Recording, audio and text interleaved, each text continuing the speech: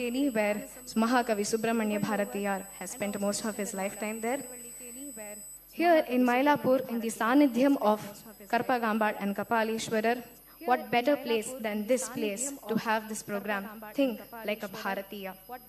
So, abiding by Thiruvalluvar's Kural, Karka Kasadara Karpavai Nirka Adarkittaha, we will be learning and understanding what has to be learnt and how all of us, the younger generation, has to abide by it. And how all of us, the younger generation, has to abide by it.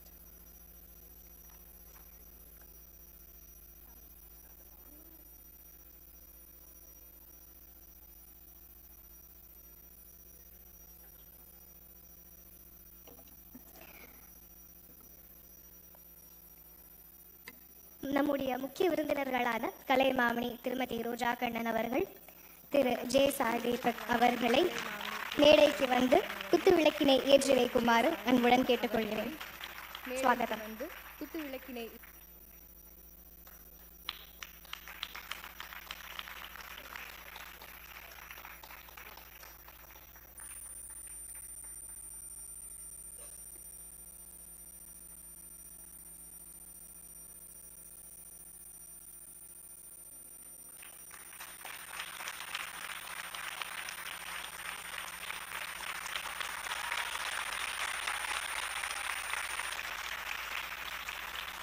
Kalaimamani Shrimati Roja Kannan now lights the lamp.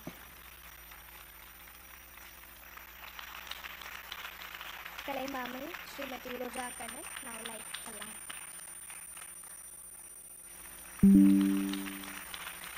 Kalaimamani Shrimati Roja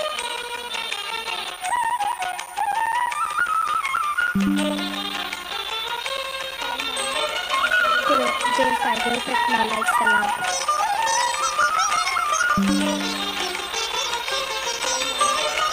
Tiru J. Sagar now lights the lamp.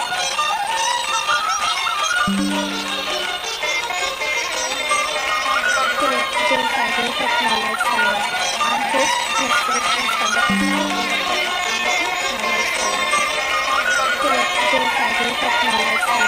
I'm host, Ms. Selections from the Tiru J. Sagar now lights the lamp. I'm host,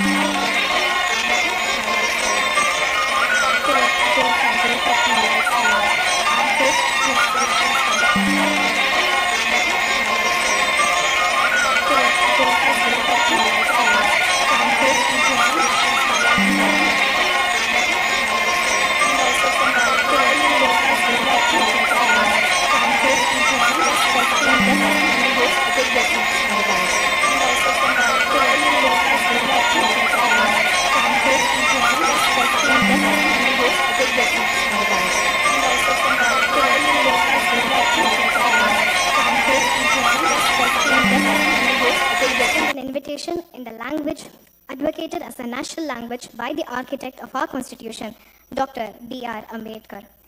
Ahutya samayojite think like a Bharatiya iti karyakrame agatavantebhyah sarvebhyah hardam swagatam. This program is also live streamed on the YouTube channel Shiv Shri Skanda Prasad. The ones who are unable to attend it physically, please make use of the link. I'm sure the intricacies and the depth of the program will spark our fascination, lingering in our thoughts long after its conclusion. I'm delighted to introduce to you our eminent host, Ms. Sivashri Skanda Prasad, and her foundation, Ahuti. A dancer, musician, engineer, choreographer, and an art activist, Sivashri Skanda Prasad's journey of learning as an artist is perennial. Her tryst with music and dance began at a very young age. She was always inspired by her father since she was 3 years old and is captivated by something that has become an integral part of her life now, Indic art, Bharatiya Kalachara. She has dedicated a lifetime of passion, raw talent, and hard work to every research and performance piece under the guidance of her gurus, Sri A.S. Murali for Carnatic vocal, Sri Mahesh Kale for Hindustani music, and Srimati Roja Kannan for Bharatanatyam.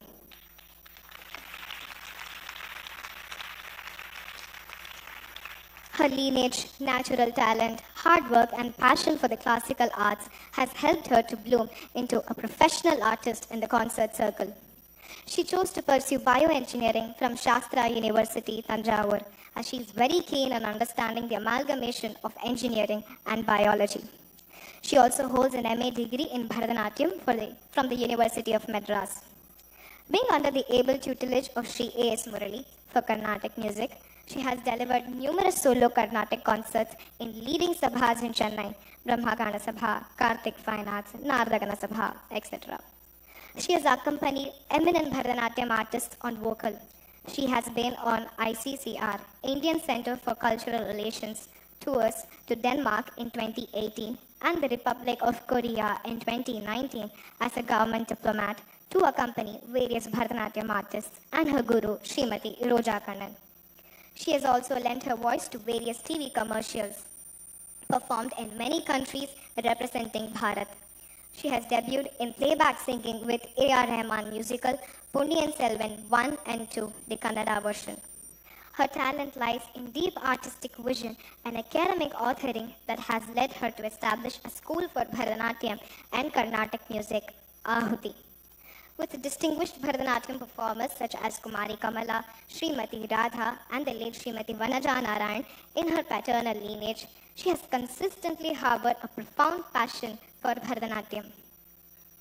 She's been learning Bharatanatyam from the age of 3 under the able guidance of Kalai Mamani Srimati Krishna Kumari Narendran and Kalai Mamani Guru Srimati Roja Kannan. She's been giving solo performance at most of the well-known sabhas like the Music Academy, Narada Gana Sabha, Sri Krishna Gana Sabha, Brahma Gana Sabha, to name a few.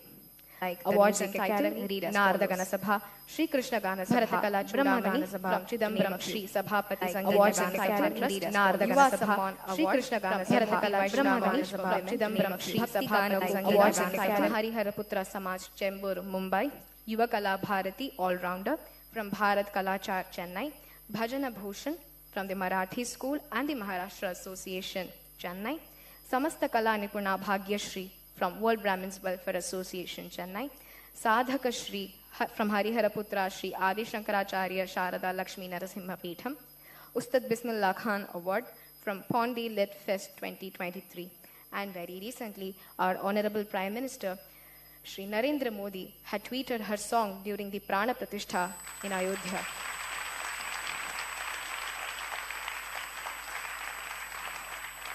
Ahuti is an organization founded by Sivashri Skanda Prasad who believes that through Ahuti, she can offer the students a rare opportunity that will foster artistic, professional and personal growth to prepare them for a successful and responsible life as citizens and artisans. Ahuti is devoted to the 64 Indian art forms, and we plan to nourish and enrich the next generations in these art forms to build them as holistic individuals and experience the Indic or the Bharatiya tradition and learn to acquire the Vidya to pass it on to the future generations. For Sivashri, Ahuti is all about serving God and the country. From singing to dancing to oration and poetry to nation and nationalism, Ahuti empowers you to touch the soul of nature with your art. I now call upon Director of Ahuti, Sivashri Skanda Prasad Mahodaye, to deliver the welcome address.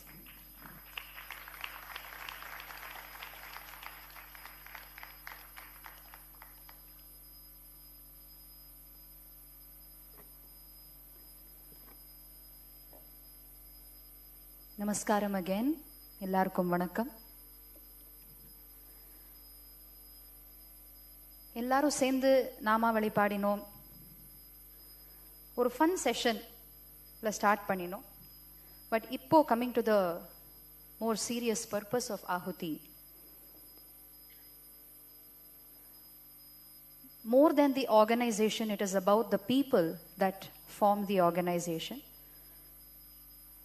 We don't have employees, we don't have staff, we don't have particular students who study there. It is not an institution yet, but it is a large group of people who share a common ideology.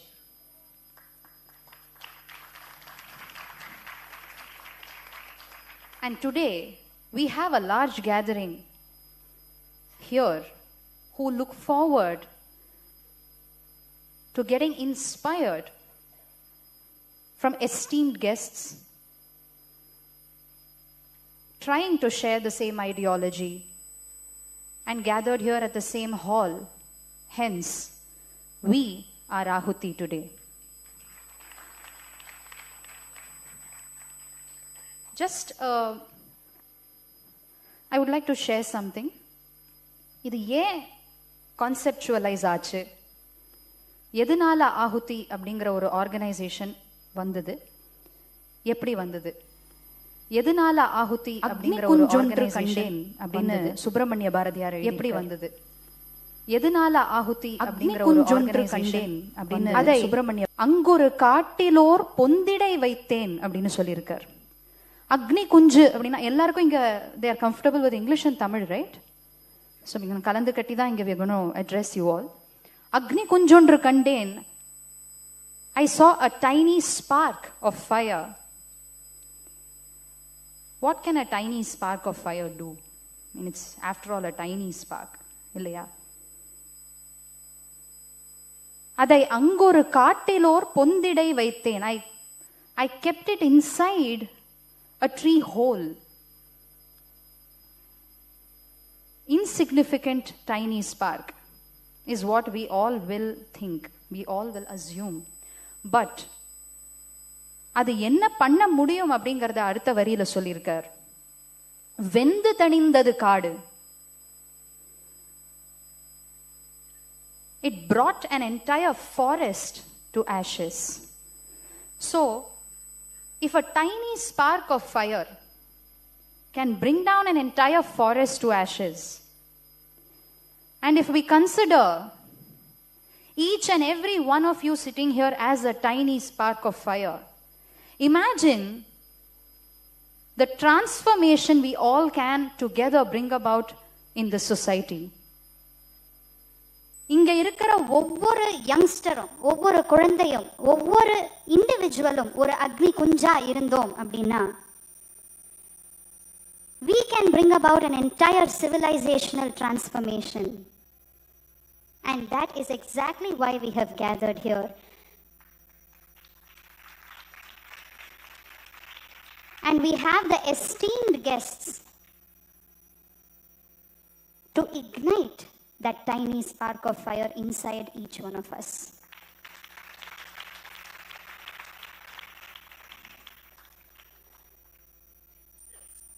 These are household names. We all have been following them for such a long time. We have been crazy fans. That's the word. We have been crazy fans of all the guests here. I don't have to introduce them, but I would definitely like to say a few words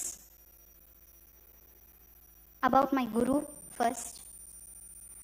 I'm standing here today as a director of an organization, having invited esteemed guests and having a VVIP student audience, all because of my guru.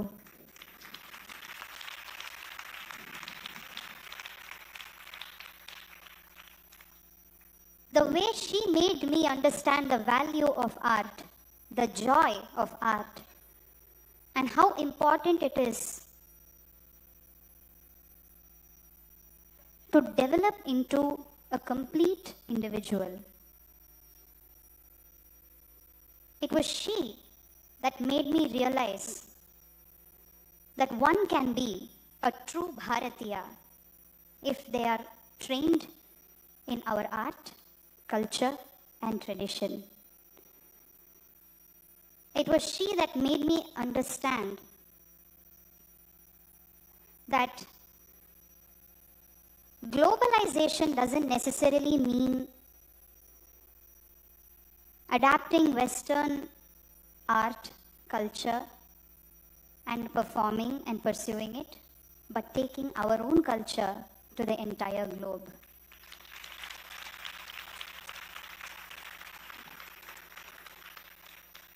And Sai Deepak Anna, I know what he has done to all of us. If we are here, Anna, here, gathered here today,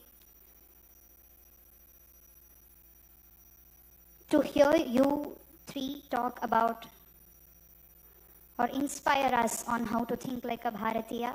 It is because of the highly intellectual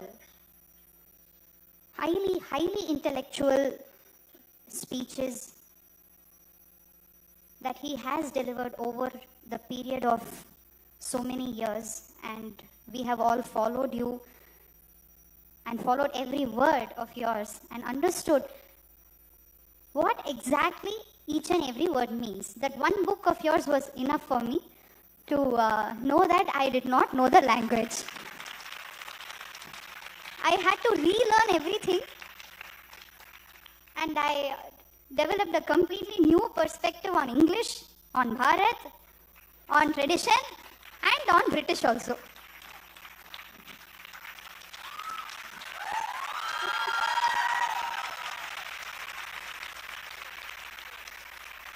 And I'm still reading it for the nth time. So, as we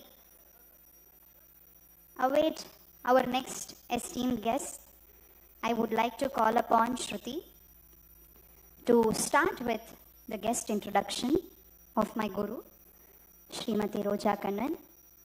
We will proceed with the event and wait for the guest to arrive. Thank you.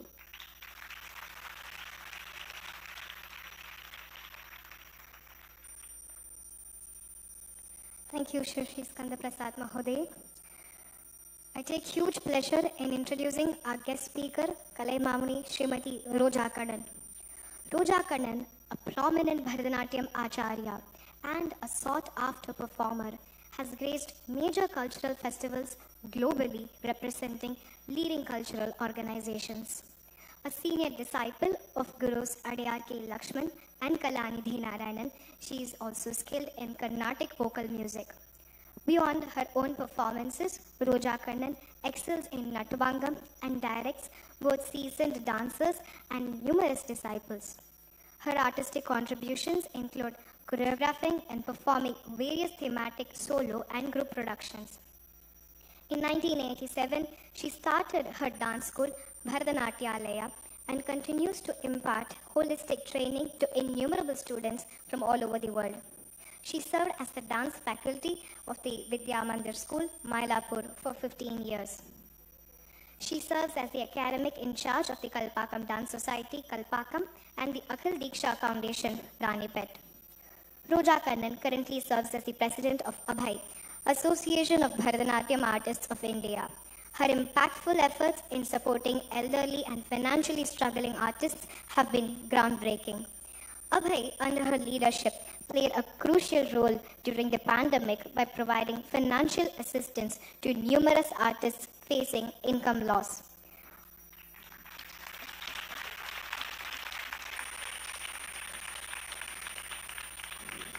The Abhay Akshay Patra scheme distributed rice and essentials to artists, technicians, costumers, makeup artists, and folk dancers.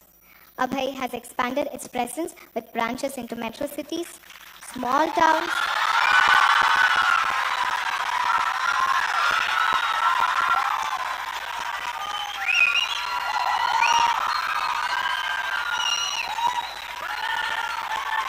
Jai! Jai! Jai! Bharat Mata Ki Jai!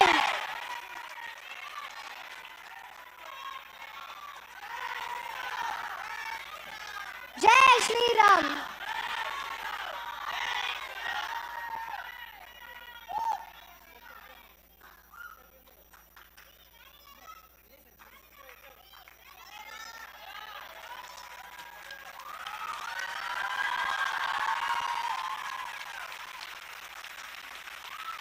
Vanakkam Thiru Annamalai avargale. I will continue with the bio of Srimati Roja Kannan. She is a member of Natya Rangam's Jana Bharatam project, spreading awareness of the art of Bharatanatyam to various segments of the society. She is the recipient of several awards and honors such as Kalai Mamani from the Government of Tamil Nadu, the Senior Dancer Award from Natya Rangam and the Music Academy, Kala Seva Bharati, Natya Ilavarsi, and many more. I now request Srimati Jnaneshwari to honor Kalai Mamani Srimati Roja Kannan.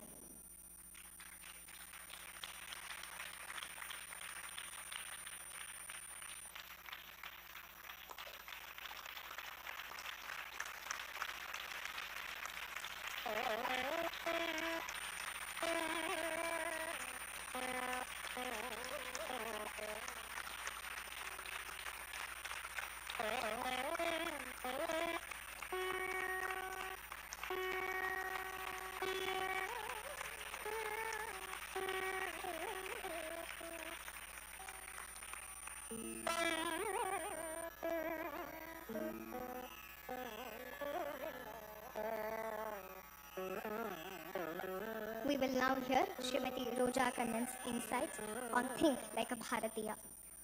Over to you, Mahoday.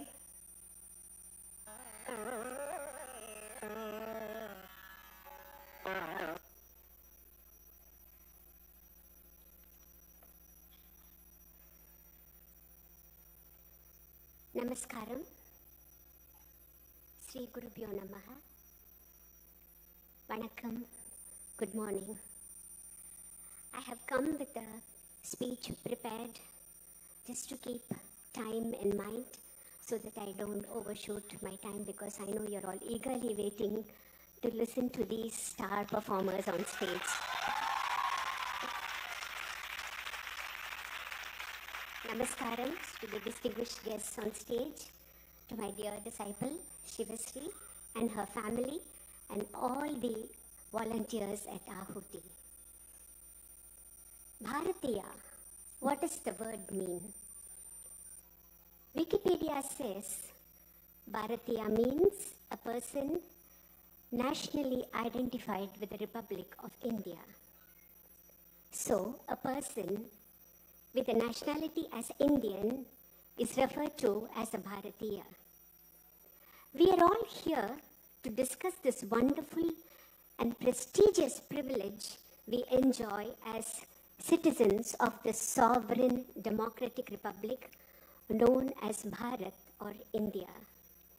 And I am particularly elated and blessed to stand before you as an artist, a performer, teacher, arts administrator, and a daughter of this Punya Bhumi, a wife, a daughter-in-law, a mother, and a grandmother. With an unbroken bond with the arts for over 55 years, I feel absolutely blessed in my capacity, thank you, as an artist to express my humble opinion on the topic of the morning, Think Like a Bharatiya, with special reference to our Indian culture and tradition and arts education. There is no doubt in saying that the mark of a flourishing civilization has been the thriving art and culture of that civilization.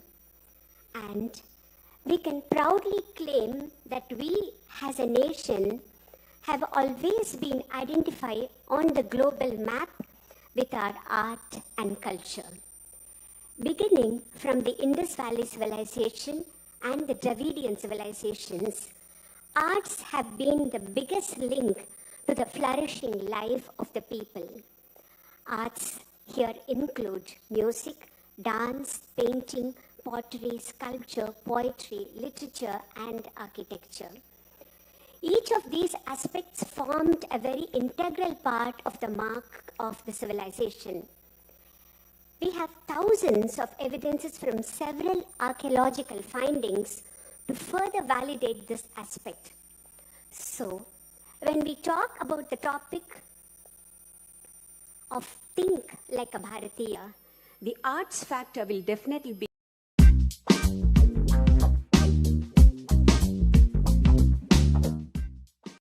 to quote our most popular poet of the Indian freedom movement, our very own Mahakavi Subramanya Bharatiyar, who says in his Pudumai Pen collection of songs, Amirnd Perirul Ariyamayil Avalameidi Kalayindri Valvade உமிழ்ந்து தள்ளுதல் பெண்ணரமாகுமாம் உதய கன்னி உரைப்பது கேட்டிரோ.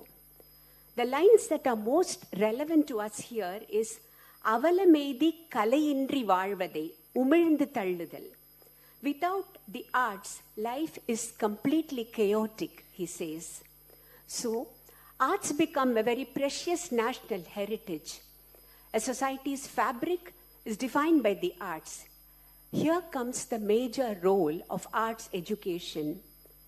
There are two major aspects to this: direct and indirect benefits of arts education. That is, quantifiable and non-quantifiable. In the quantifiable aspect, we see the measurable benefits of culture, traditions, codes of conduct, and benefits of these two through performances, poetry, literature, painting, sculpture, etc.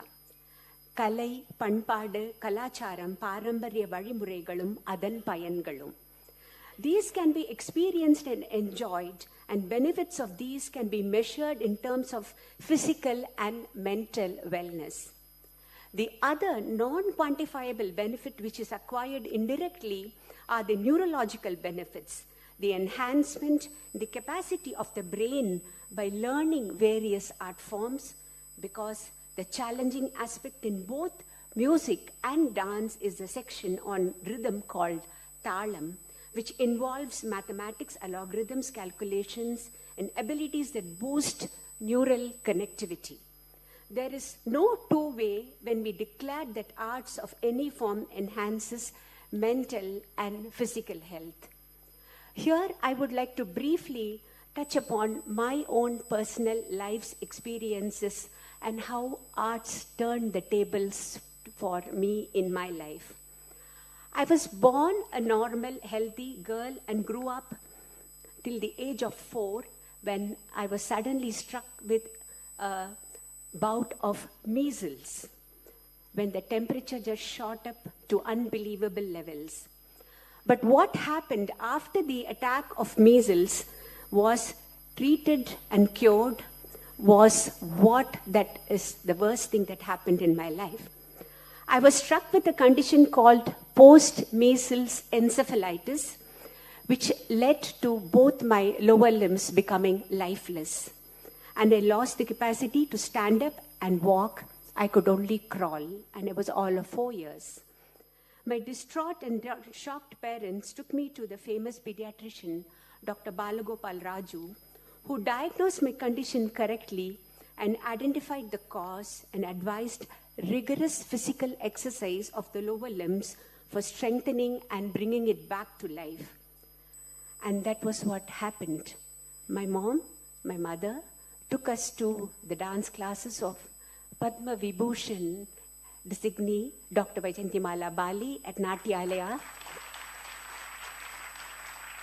in the year 1965, and from then on there was no looking back. So proof enough for the physical benefit and the mental wellness that arts brings to you. So an immersion in the arts contributes to and broadens the perspective of life, leading one to collaborative thinking, willingness to embrace and appreciate. Thus, for any individual to grow up complete, art is imperative. Arts is the most intense mode of individualism that the world has ever known. According to a famous Italian sculptor who was known for his sculptures, I quote, "The object of art is not to reproduce reality, but to create a reality of the same intensity."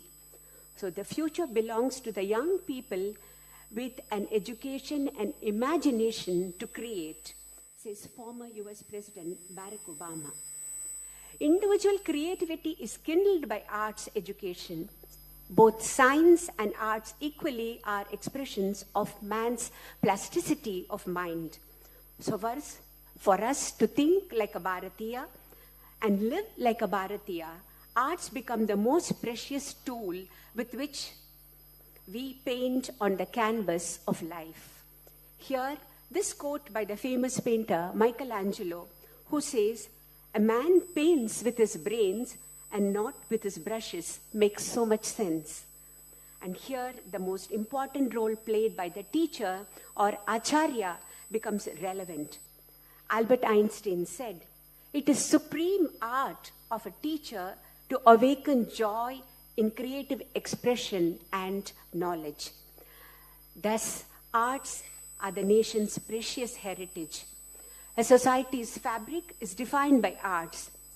Exposure to different types of arts helps us in building tolerance, broadening perspectives, and establish collaborations, and exposes one to other avenues of thought that allows you to thrive in a society as diverse as it is in Bharat, India, and leads you to live a life as a proud Bharatiya.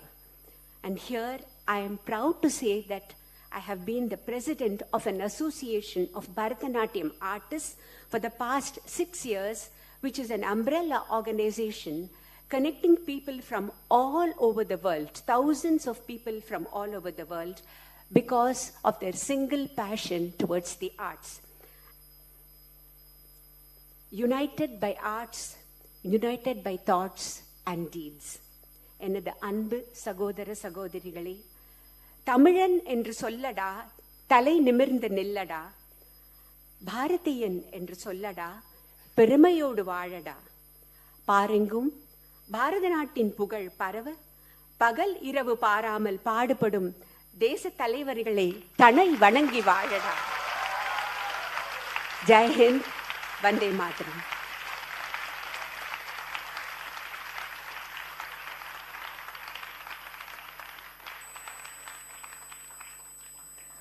We are very fortunate to have the guidance of eminent Srimati Rojakannan, a luminary in the realm of classical dance, as she eloquently unfolded the intricacies of thinking like a Bharatiya from the perspective of an artist and that of Srimati Rojakannan's own.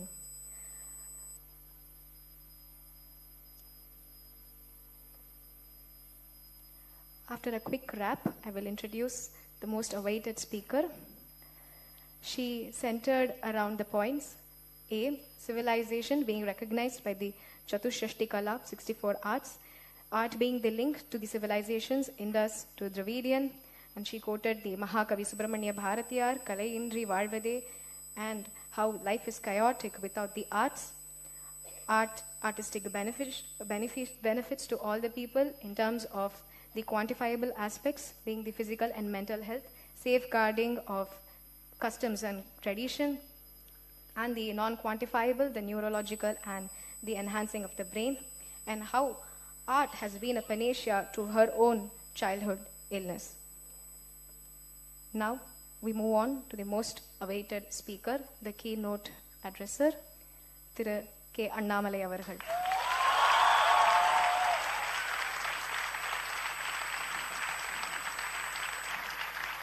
It is my greatest honor to invite Thiru K. Annamalai, State President of Bharatiya Janata Party, Tamil Nadu. Former IPS officer and politician. Thiru K. Annamalai is the State President of Bharatiya Janata Party, Tamil Nadu, Chief Servant of We the Leaders Foundation and co-founder of Co-Talent and Leadership Development. He did his engineering from PSG College of Technology, Coimbatore, and his MBA from the Indian Institute of Management, Lucknow.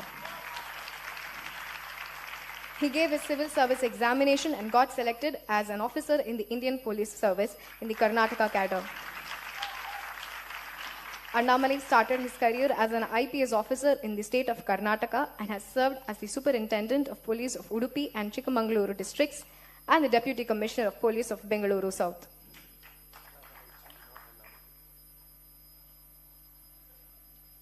I stand corrected.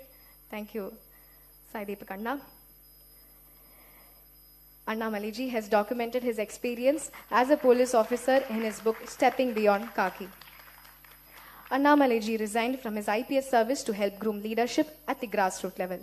This led him to the founding of We the Leaders Foundation, an NGO focused on 3 areas: organic farming, job-focused skill development, and dialogue for development. He joined the Bharatiya Janata Party in August 2020 and was appointed as the State President of BJP Tamil Nadu in 2021, making him the youngest State President in the party.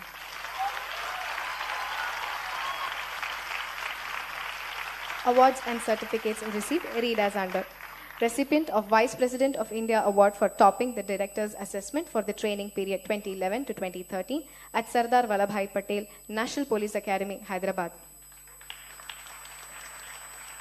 Winner of Esprit de Corps Award at Lal Bahadur Shastri National Academy of Administration, instituted by the 1968 batch of IAS officers, and Shanghai Ledin Shenga Award, instituted by the 1992 batch of IAS officers for showing exemplary leadership qualities during the combined training of all India service officers during the year 2010-2011. I now request Annamalai ji to deliver the keynote address.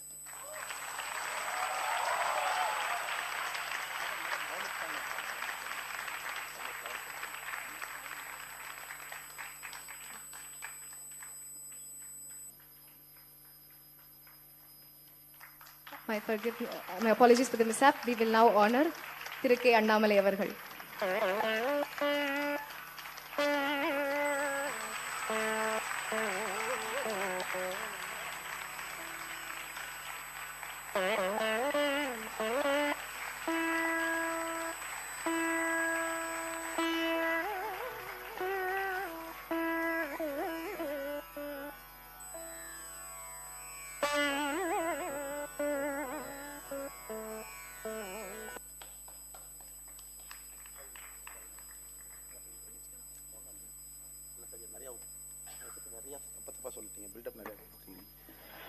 அன்பார்ந்த பெரியோர்களே, தாய்மார்களே, இந்த அற்புதமான அரங்கில ஒரு முக்கியமான விஷயத்தை பேசுவதற்காக நாம் அனைவரும் கூட கூடியிருக்கின்றோம்.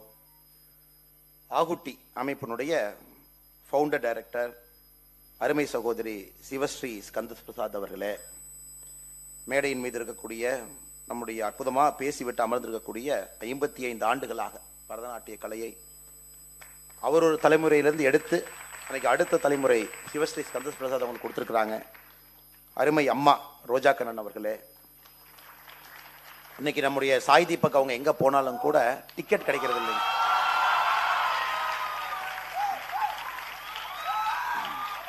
So wherever he goes, you hardly find tickets. People just don't get tickets. I'm sure many of you must have had the same problem. Yeah, such a brilliant speaker, a breath of fresh air, very straight, like piercing an arrow with an arrow, that kind of accuracy with which he speaks. So dear brother Sai Deepak avargale, and all the eminent people who have come here, and very young audience, pretty young audience. When you see from here, you see very young audience here, and possibly that is what we want, people who can imbibe the spirit of being a Bharatiya and take it to the next generation, because we got a lot of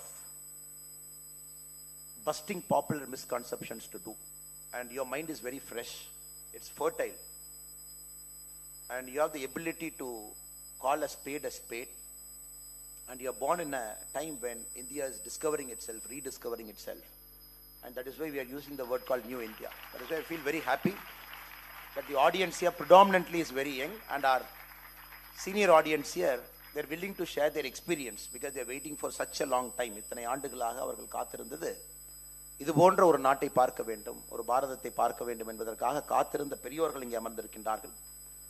நம்மை போன்ற இளைஞர்கள் எந்த விதமான burden இல்லாம we are reimagining our country. So அதுதான் இப்ப இருக்கக்கூடிய 18 to 35, the greatest gift you have is you don't have any burden. You are completely reimagining how the country should be. And the topic that is given to all of us is think like a Bharatiya. So that is why Sivasri Skandas Prasad, after a lot of deliberation, must have chosen a person from the field of Bharatanatyam, a very reputed lawyer, a writer, and a speaker like Sai Deepak, and possibly a politician like me. So each of us can bring different perspectives to this field. And Madam has brought the perspective of art and culture, how it is integral to the whole concept of Bharatiya, which is evolved for multiple centuries over a point of time. And Madam gave a very brilliant presentation, including her personal life, how music, how culture, everything has shaped her as a person in a society, how it is shaping our country also. I would straight away dive into my field where I am in now, politics, and think like a Bharatiya. what has happened, what is happening now, and what will happen maybe 25 years from now, and what is the India that we are looking at. So I personally believe it is important to decolonize our mindset. So this is the time where we have to declutter, decolonize our mindset. And India is that phase. And the phase la naam irukuronga. Konjam konjama the phase la ipa dhaan aarambichirukom. First we are taking out the popular misconception. We are just removing it now. Many places we are rediscovering our culture. Many places we are restoring our culture. Step number 3. And step number 4 would be practicing our culture. And step number 5 would be bridging and popularizing our culture. It's a step. It is not going to happen overnight. It is not going to happen tomorrow morning. But you will see in the last 10 years, the shift has happened. Many popular misconceptions being removed, culture being rediscovered, being practiced, being popularized, and possibly we will get to the bridging mode. And you are 14th of this month, 3 days from now, our Honorable Prime Minister is in Abu Dhabi. He is inaugurating a Hindu temple there. A land gifted by the sheikhs there, 27 acre. And that mandir has got Lord Ayyappa, Lord Muruga, Lord Ganapati. It has got Lord Rama, Sita Mata. It has got every god from north to south, east to west. What we practice with those gods, how our life is intertwined. So all those gods are inside the temple, which is essentially the Sanatana Dharma.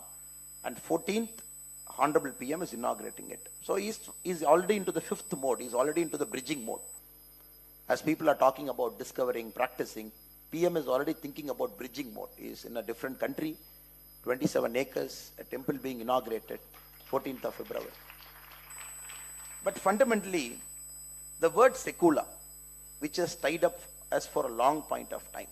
In our history books, the first thing that is taught is be secular, practice secularism. And wherever we want to do something also, they said, oh, this is not secular. And this is a state where a Bhumi Puja is not called secular. And there are some MPs who will come and say, how dare you do Bhumi Puja? This is the land of Dravidians. So Bhumi Puja, we don't accept. So you are wondering, what is the secularism? How did this word secularism enter into our social fabric, or probably misconstructed over a point of time? And multiple generations being made to read thought, this is secular, this is secular. And then we think that is the way we should behave. If we deviate from the norm, then probably people will scold us, or probably we might be away from the pack. The word secular came into a very, very popular imagination. It came into the popular imagination. 1951, the usage of word called secular, first time we see, by a British writer inspired by socialist idea called George Holyoake. So he got this first word called secular, socialist ideology got inspired. He got this concept of secular. Then our constitution, when it was founded, when the document was written, Sai Deepak is the exponent of it. I will not get into it, how it was written, why it was written, why it was changed during the emergency, why the word called secular was inserted into it, and probably I'm sure you will touch more on it. After that, the despiritualization started. In a state like Tamil Nadu, it started much before, but rest of the country, it started slightly later, because their culture was holding on to it during the initial rule of the Congress period, 1950s, 60s and 70s. Then when all institutions were attacked together by the concept of secularism, the despiritualization process started one after the other. The Dravidian ideology in Tamil Nadu, when it came, like a brother, it brought deep spiritualization along with it. Now in our yatra, we are going across Tamil Nadu. We have done 198 till yesterday. Today we are finishing 200. Now,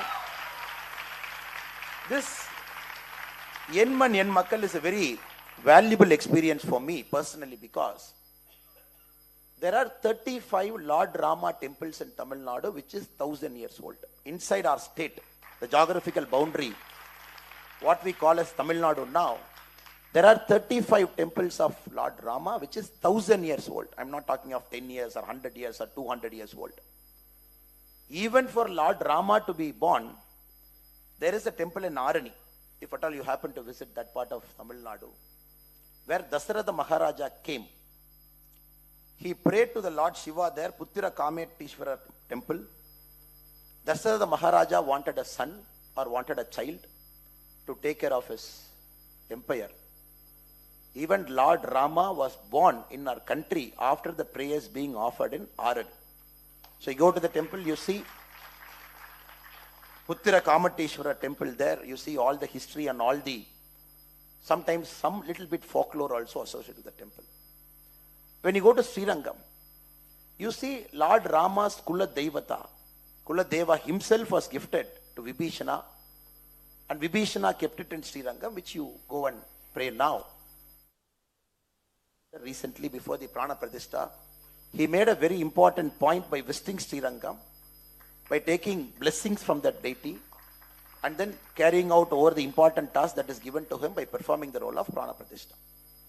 And then when you happen to visit the Suryanara temple near Kumbakonam, Tanjavur, you happen to see a Gunda there called Jatayu Gundam. That is the place Lord Rama brought Jatayu and performed the last rites for Jatayu. Even now you go there, there is Jatayu Gundam, and people go there, pray and come. So you travel all parts of Tamil Nadu. Maybe we popularly know Lord Ramanatha Swami temple in Rameshwar. But you go to small towns, you go to Mufassal towns, everywhere, you see Lord Rama's connection in every single part of Tamil Nadu, which is at least 1,000-year old. At least 1,000-year old. Now, after the Dravidian philosophy started gaining traction here, the despiritualization process started. Then the state had gone to a level where a particular group thought it fit to put chapel on Lord Rama. So that is the level to which they have taken. So we have to understand why this shift happened. And why there are still some proponents in our state who believe in secession, who believe in a separate state, who mock a practicing religion, who mock a practicing culture, who somehow think a person who is practicing a culture that is essential to their way of life, in a way, if I put it, they might say that we are idiots.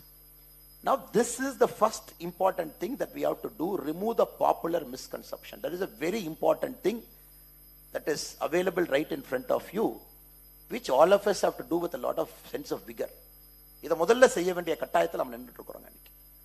இந்த நம்முடைய கலாச்சாரத்தை மீட்டு கொண்டு வர வேண்டும் என்றால் நம்முடைய கலாச்சாரத்தை பற்றி முதல்ல நமக்கு தெரிஞ்சிருக்கணும். அதை எப்படி இவங்க திரித்து வேறு வேறு காலகட்டத்தில் எழுதியிருக்கின்றார்கள் என்பதை புரிந்து கொள்ள வேண்டும். அதற்கு நாம எக்ஸ்டென்சிவா டிராவல் பண்ணணும். So whenever you find time, you should make it a point to visit all parts of India. Since we are living in Tamil Nadu, நம்ம ஊர்ல இருக்கோம், எங்கெல்லாம் வாய்ப்பு கிடைக்கிறதோ நீங்க நேரம் எடுத்து மைண்ட் ஓபன் பண்ணி ஒரு சென்ஸ் ஆஃப் அவேர்னஸ்ல you should keep observing what is happening.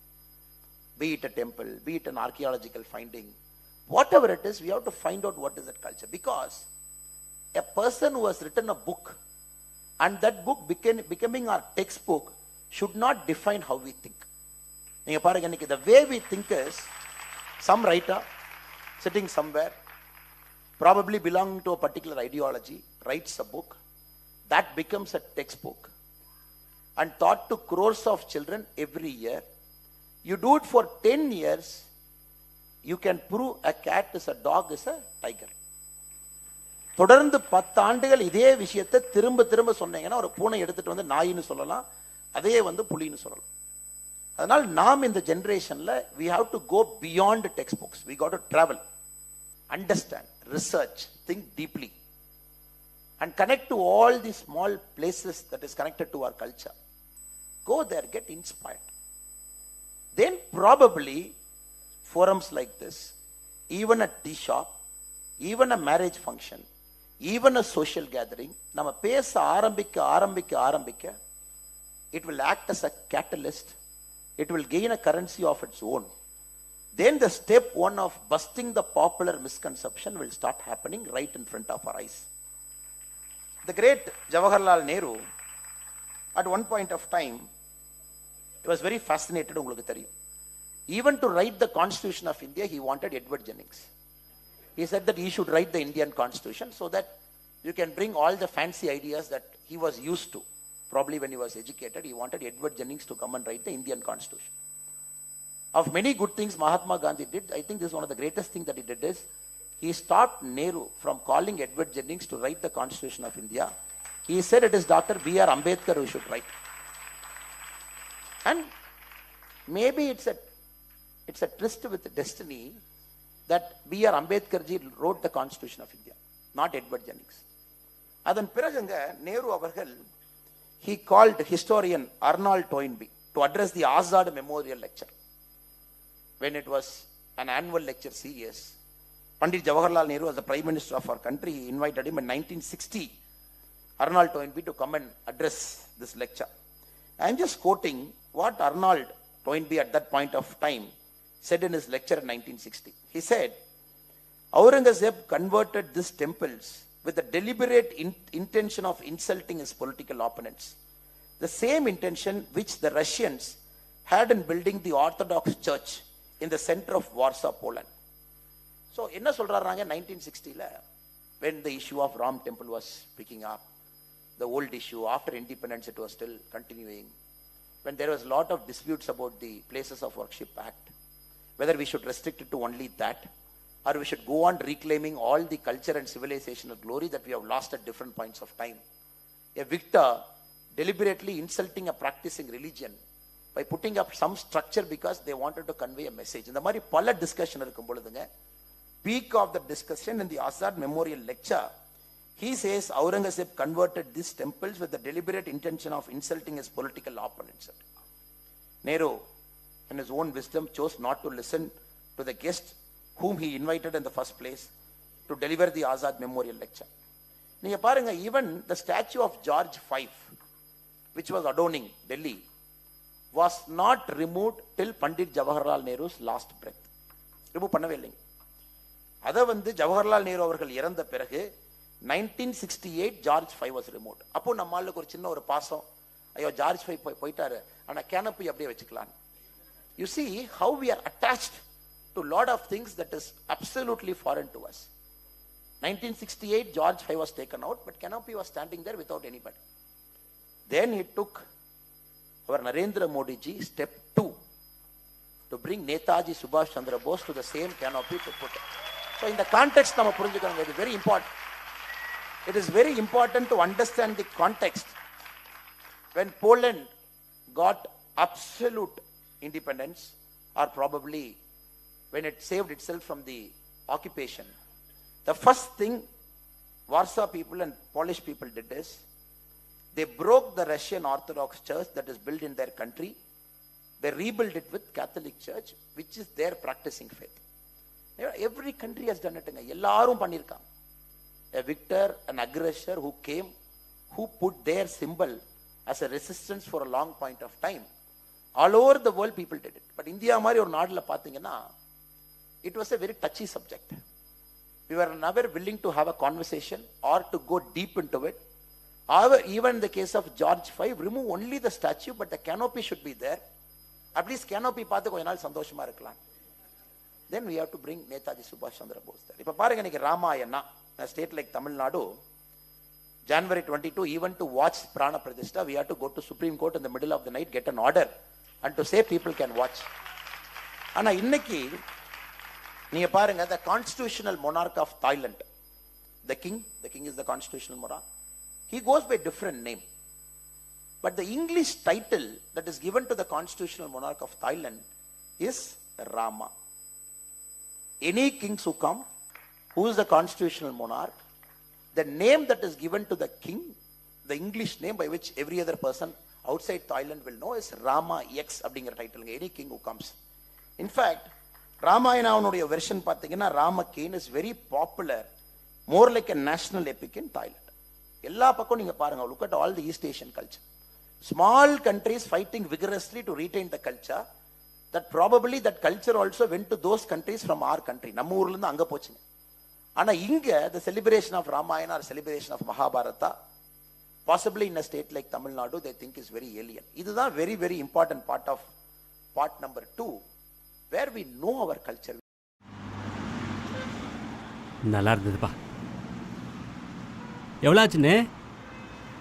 12 ரூபாய். அண்ணே, 20 ரூபாய்க்கு சில்லறை இருக்கா? கண்டிப்பாக இருக்குப்பா.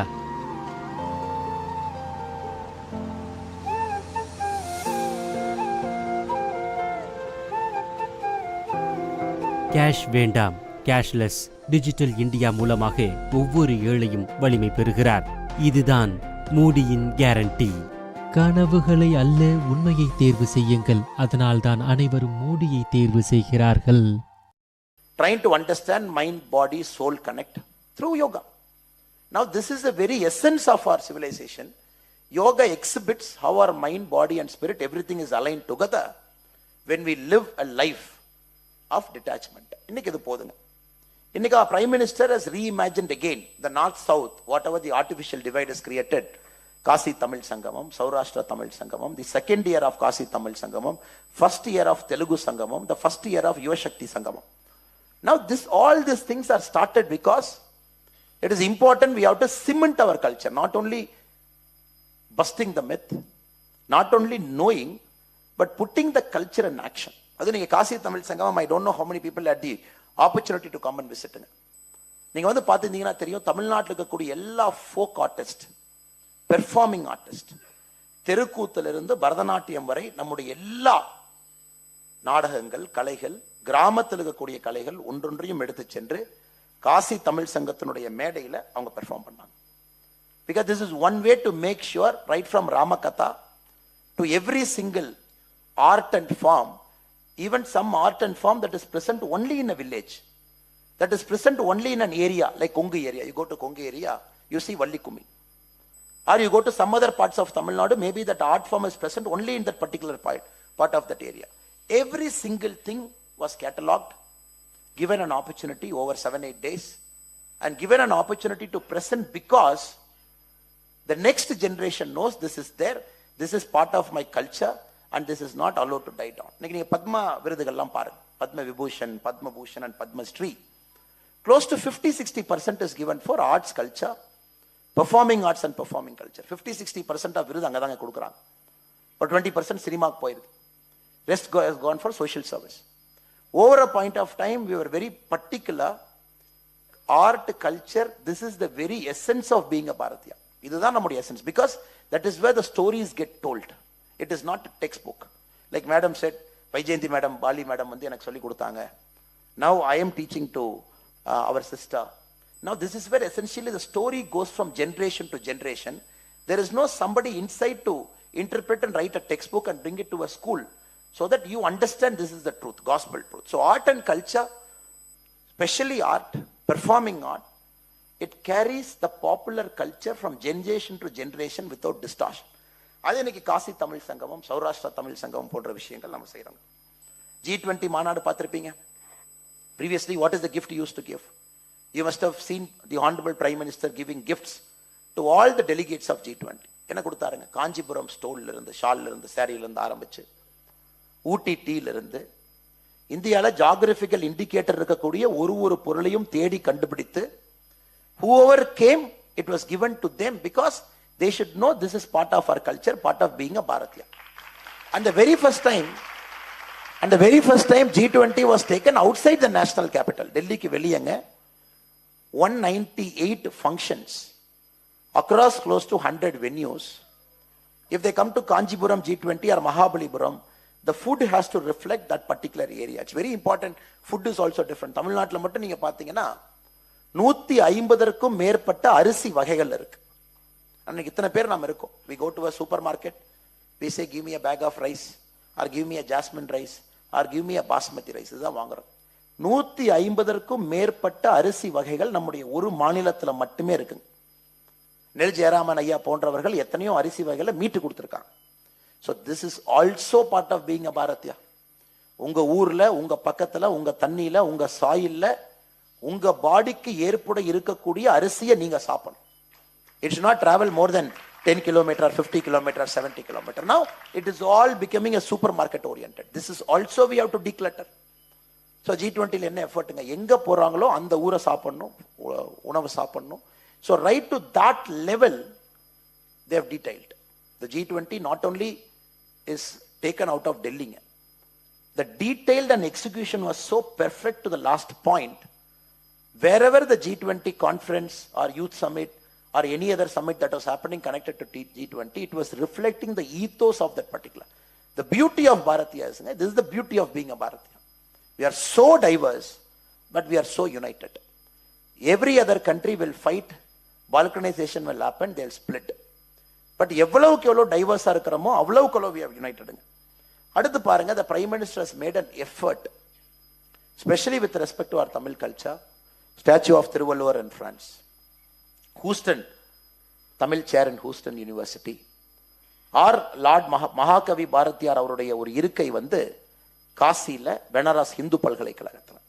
So he keeps doing all these things because everybody from other parts of India should know who lived in other parts of India and who is important to our culture. இதெல்லாம் பாருங்க எவ்வளவு கேர்ஃபுல்லா step number 3 our honorable Prime Minister is executing to perfection. Kashi Vishwanath காரிடாரா இருக்கட்டுங்க, மகாகால் காரிடாரா இருக்கட்டும், கர்தாப்பூர் சாஹிப் காரிடாரா இருக்கட்டும், India and Pakistan, அது inauguration of Mata Saradha Devi temple in Kashmira இருக்கட்டுங்க. So everything is bringing our culture back in a form that we need it now. So சில பேருங்க, if you travel outside the country, not only we are restoring our culture inside the country. Next Sri Lanka போங்க.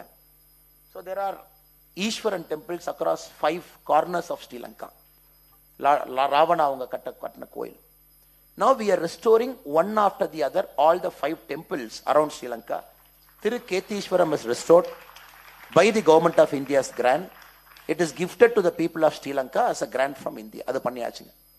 அடுத்து திருக்கோணேஸ்வரத்தை நோக்கி நம்முடைய அரசு சென்று கொண்டிருக்கிறது. So not only are we doing it in our country, we are also going outside the country. Now this is step number 4, where we talk about not only practicing but also bridging and popularizing. வெளிய எடுத்துட்டு போறோம். Now we all have to understand at a very important point of time in India's history, very important point of time in India's history, the next 25 years is going to be very important moment, because right now the popular misconception we have broken. We are reimagining our culture, we are taking it to the masses, and more importantly we are expanding and bridging it. இது இப்ப நடக்க ஆரம்பிச்சிருச்சுங்க. So that is the point we are living in. கொஞ்சம் இந்த நேரத்தில் பார்த்தீங்கன்னா the resistance is also quite high, because the forces that was operating till now, இத்தனை ஆண்டுகளாக எந்த பிரச்சனையும் இல்லாம ரெசிஸ்டன்ஸ் இல்லாம இருந்த forces எல்லாம் now they have to unite together. Naturally they all have to unite together. They all have to come and attack. They all have to come and say no, this is Hindutva, no, this is something, this is RSS version of India's culture. So this is the time when we as citizens, we start having small conversations, not big conversations. Some of the eminent people who are sitting in the front row, sitting here, they do their duty by having big conversations. Television studio la, periya forathla, in front of 10,000 people they speak. But to get this thing done, it is important the small conversation happens in millions and crores. ரெண்டு பேர் ஃபேமிலிக்குள்ள, சொசைட்டிக்குள்ள, காலேஜுக்குள்ள, கேன்டீனுக்குள்ளங்க, ஒரு book launch ஃபங்க்ஷன்ல, the small conversations 10 people, 15 people should have among themselves by saying, look, this is happening, look, this is my temple, look, there is an important archaeological historical place here, this is the connection, look. And even when we invite our friends, எத்தனையோ பேர் சென்னையில் இருக்கீங்க, if at all you have to suggest a good tourist place outside Chennai to your friend, ஒன்றும் இல்லைங்க, yesterday our பாதயாத்ரா 195th constituency was in Kanchipuram, Uthiramerur, உங்களுக்கு பார்த்துருப்பீங்க, இங்கே தான் பக்கத்தில் இருக்குதுங்க. So you go there, you see a Kulothunga Chola times inscription there, 10th century, 1100 years before. Small village kind of town, 3 rivers surrounding that village, very beautiful, very pristine, very serene place. If you have the time to go to that Vaikuntavasi Varadaraja Perumal temple, Kulothunga Cholan has put inscriptions around that temple. You just have to take their time to observe. He has put 3 inscriptions about how elections should be conducted. We are talking of 1100 years before. The first inscription talks about who can contest an election. The second inscription talks about how elections should be conducted. The third inscription talks about after a person is elected, how can you remove him? So 3 things. நீங்க போய் அதை பார்த்தீங்கன்னா, if you have the time to go and read it, you'll be so fascinated. The concept of democracy 1100 years back, he has etched it there. Probably when we are shifting from Mannarachi to Makkalachi. When that shift was happening at different points in our country, in Bharat, he has put it. Now I will just take a couple of minutes to explain what is written in that inscription. You will feel so beautiful. Now suddenly they talk about India's constitution was copied from so many people. We have taken inspiration from Ireland. We have taken inspiration from Britain, and so many things they talk. They say a person who has to be in political life has to enter politics after 30. Until 70, he has to be in politics. And the whole place is divided into 30 wards. Each ward will have one elected member. A person can become an elected member only once in their lifetime. Only once. And the period is exactly 360 days. 360th day you are outside. Once you are in public life, one time, getting the member of that ward, you can never stand for election in your life. And on the point, they had 5 different variums there. A temple varium, a canal varium, a garden varium. So you are a member of a varium for 1 year. There is a 3-year cooling off period. Then you can become a member of what? So which means in your life, you can be a member of varium once. You can be a member of ward once. There are 35 crimes they have mentioned. If you have committed any of those crimes in your lifetime, you can never contest for election. And after you have won the election, they have listed another 17 misdemeanors. You have done these 17 mistakes by being a representative of public. Then you will be kind of impeached. So there's 3 inscriptions very beautifully, the fulcrum of democracy.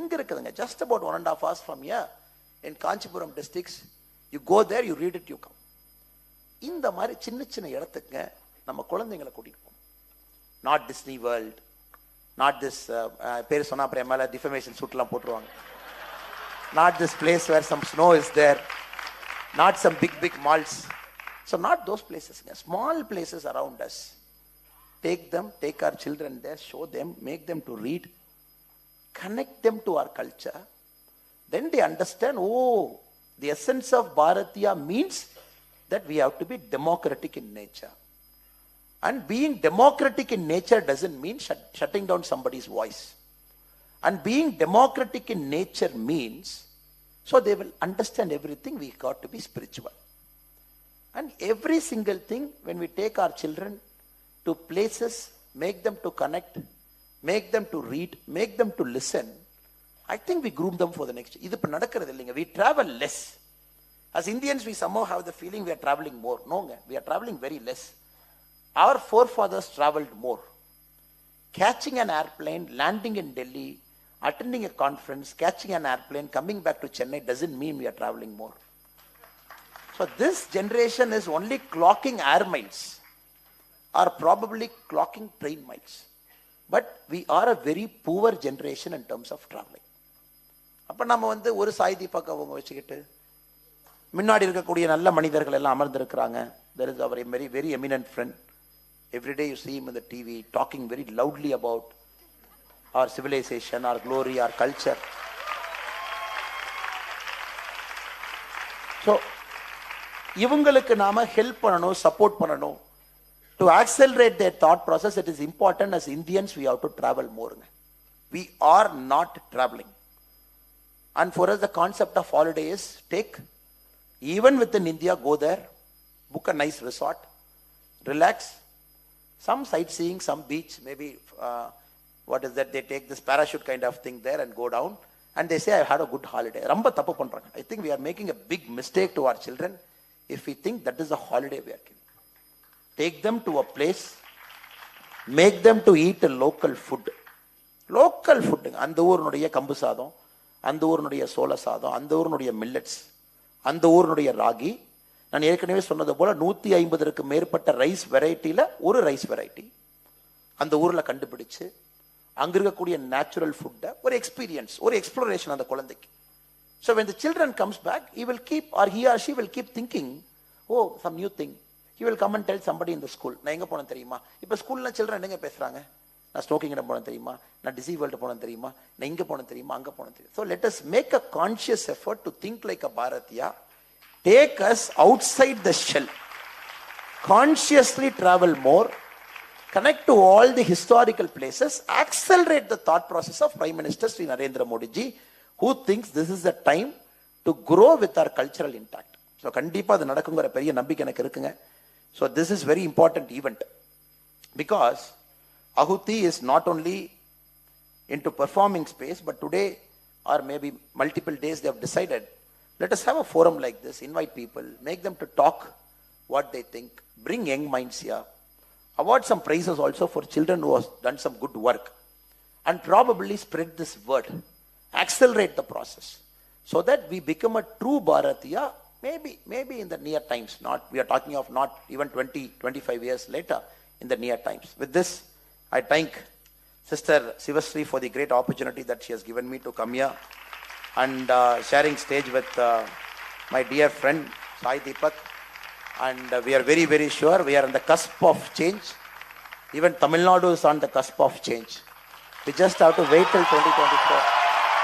We just have to wait till 2024. The elections in 2024 will be a proof that our state will give a decisive mandate.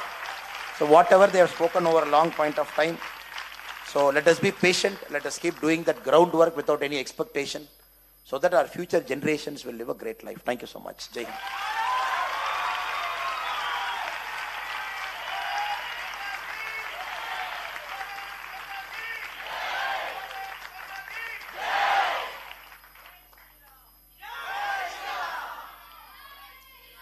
Jai Sriram.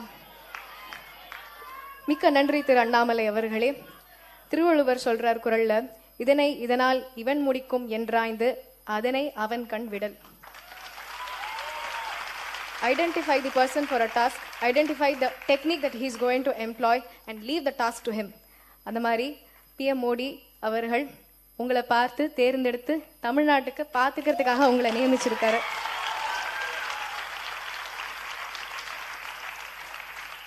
I heartily welcome Shri Dushyant Sridhar in the audience, a Vedic scholar, a fiery debater, and many more. Varga.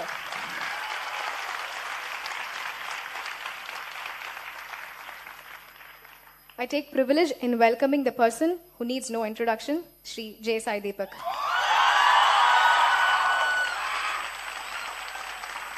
But here I go as a protocol. We will now honor Shri J. Sai Deepak. Shri J. Skanda Prasad will honor him.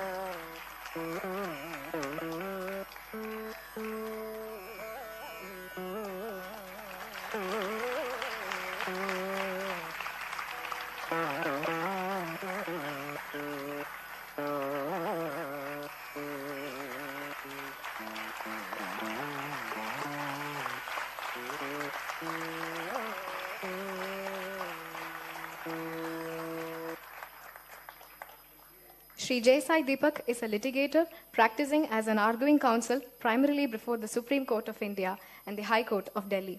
A mechanical engineer from Anna University, Deepak ji graduated with a bachelor's degree in law from IIT Kharagpur's Law School in 2009 and has carved a niche for himself as a litigator in civil, commercial, and constitutional matters. He has been a part of several landmark cases of commercial and constitutional significance before the Supreme Court and the High Court of Delhi. In 2019, Deepak Mahodaya was presented the Young Alumni Achievers Award by his alma mater, IIT Kharagpur. He is the author of the bestsellers, India, that is Bharat, Coloniality, Civilization, Constitution, and India, Bharat and Pakistan, the constitutional journey of a sandwiched civilization. I request Shri Sai Deepak ji to take over.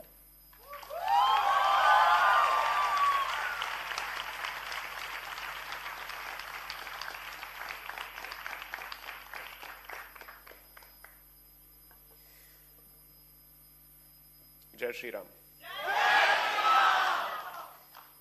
Vanakkam and Namaskaram.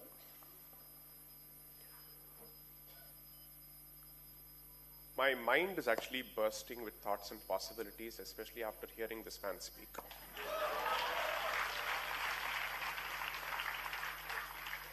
I'm usually known for speaking extempore. I never go with any kind of preparation because I believe 24/7 is the preparation mode.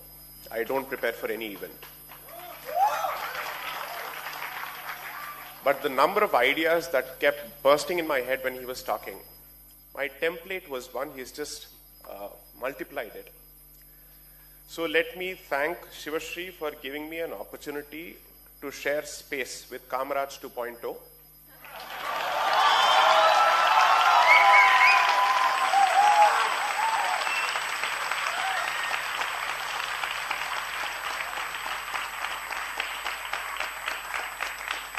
In 2022, I think I had the opportunity to call him Tamil Nadu Tamarai.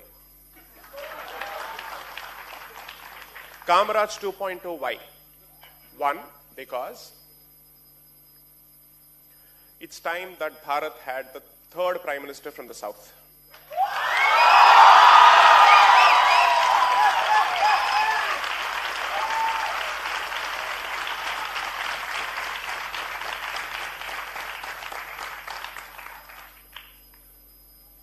But before that, Tamil Nadu pudicha and the Putrino in 1967, அது முதல்ல ஒழியணும்.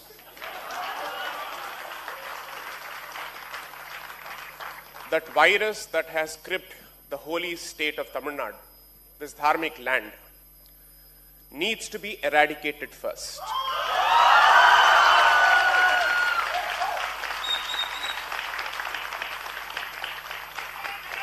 Kalam, Samayam, time has finally given us this option.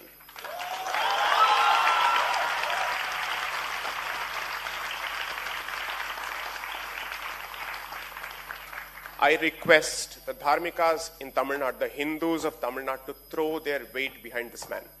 I'm making this public.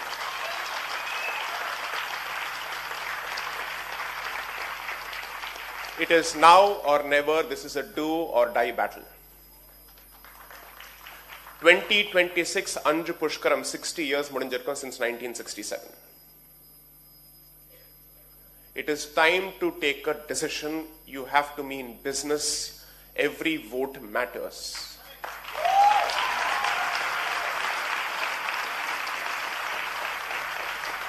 Every middle class vote, every thinking vote must not think of it as a holiday, must go out in the sun and do whatever is necessary. We are just 2 years away.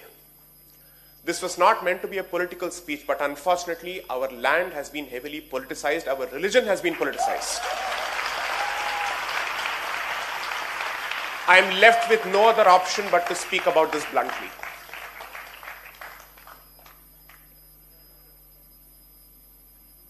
When we speak of think like a Bharatiya, and since he has touched upon the topic of secularism, I'm happy he's actually done that.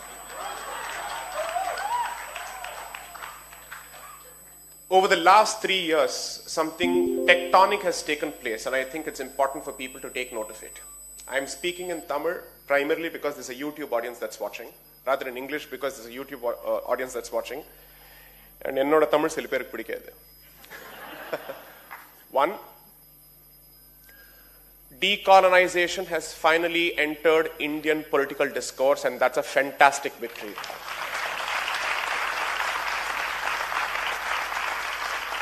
The tragedy is that this conversation should have started in 1947, and it has started in 2020s. No other post-colonial independent society can boast of this kind of prolonged mental slavery.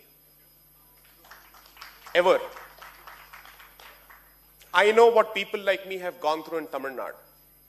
I've witnessed it on campuses. I've suffered the consequences of it. But the only promise and sankalpam I made to myself was that I will never become a jati activist. I will speak for the community as a whole.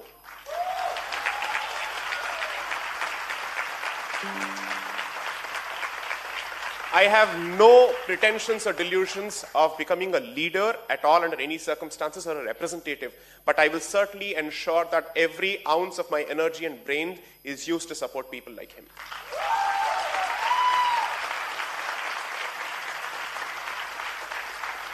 Because I think it's time we did away with the concept of politicians and we think of thinking leaders. This is what we want. People who understand the concept of Rajadharmam. That is crucial. that takes me to the concept of secularism. Because anybody who understands the history of secularism will tell you that secularism is political conversion. Its job is to sever your roots, your connection with your roots. Its entire purpose is to make sure that you forget your past. And it becomes the new religion because humankind cannot survive without religion. Therefore, secularism has become the new religion, unfortunately. The purpose of these tools is to ensure that you forget one of the most important, let's say, concept in the life of dharmikas, which is pitris, ancestors, your people, your forefathers. That is why I call it political conversion, because conversion requires you to spit on your past and to embrace a new identity that's completely antagonistic to your earlier identity. Hence, it is political conversion. Knowing fully well that this would be the problem, that it's a time bomb that's going to burst itself on a regular basis against the indigenous community, the framers of the Constitution chose not to use the word secularism as part of the preamble at all. All those fears, all those apprehensions have been vindicated with time to our detriment. To our detriment. There was a time when there was a different kind of a procession taken out of the Kanchi Matham in 2004. Finally, this man has gone to Kanchi. As a proud follower of the Kanchi Matham, I am super happy.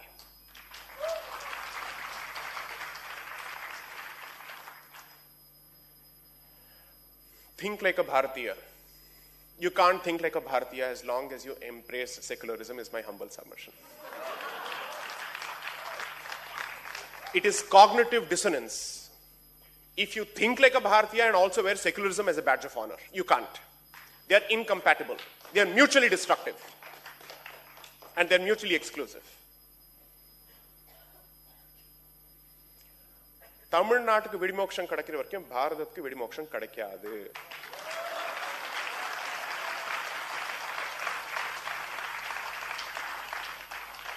People like Dushyant Sridhar and others will continue to do what they will do on a public platform. But until this becomes a social, cultural revolution, don't expect people like him to fight this battle alone. It is impossible for us to survive and come out unscathed in this battle unless and until you realize that it is not your job anymore to simply outsource even your cultural battles to the politician. Because this battle is being waged on your streets, in restaurants, in movie theaters. Dare I say more? I can. And the worst part is this cancer has entered the rest of the South. Bhakti should have been the biggest export of Tamil Nadu. This Dravidianist cancer is being exported to the rest of the South. In my living memory, I have never seen a separatist sentiment being expressed on the Dharmika state of Karnataka ever. Even that has happened because the way this cancer enters is actually true and consistent to its origins, which is cinema, which is art. So that's how it has entered Telangana and Andhra Pradesh through movies. That's how it has entered Karnataka. Kerala, of course, never needed it because it has its own cancer.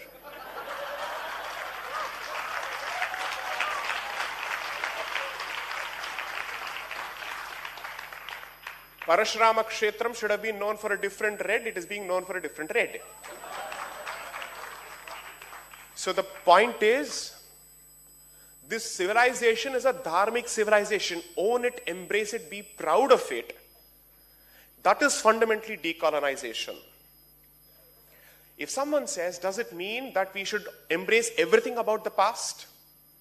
When every time I speak of decolonization, I get this nonsensical statement, I'm forced to say, does it mean that you have to spit on your past? No, you don't have to. These are not binaries. Anyone who chooses to focus exclusively on the problems of the past is not a well-wisher of this civilization because according to him, there is nothing positive worth being discussed. You have to look at the entire history of this civilization as a whole. It's not a monolith. And this civilization is called a civilization thanks to the scale of its diversity. So the realities, the political realities, the jati realities, the economic realities have been different in different parts of the country, but we are all painted with the same brush.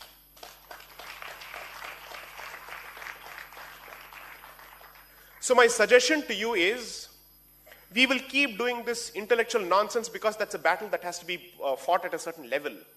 But what is it that you can do if you have to think like a Bharatiya? Drawing from Mr. Annamalai's speech.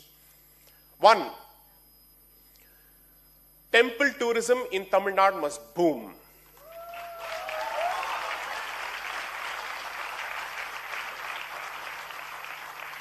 Repopulate our temples. Take back those spaces.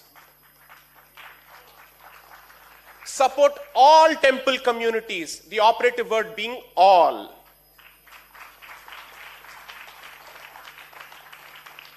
Use the temple to unite people. Use the temple to educate people. Bring them out of perpetual victimhood. Oh, is it too sensitive a comment? Sorry?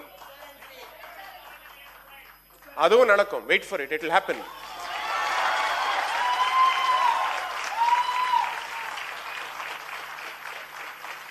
Today, our temples are held ransom by an ideology that has vowed destruction of our religion, has taken an oath for it. And they're being true to their political masters who are within and outside the country.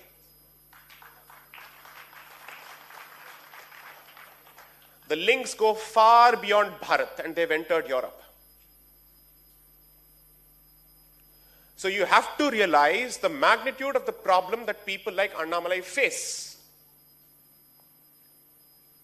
These battles cannot be contested alone. I have no political affiliation whatsoever. I can say this bluntly with him being on the stage. My affiliation, my fealty, my loyalty is to my community, to my dharma, period.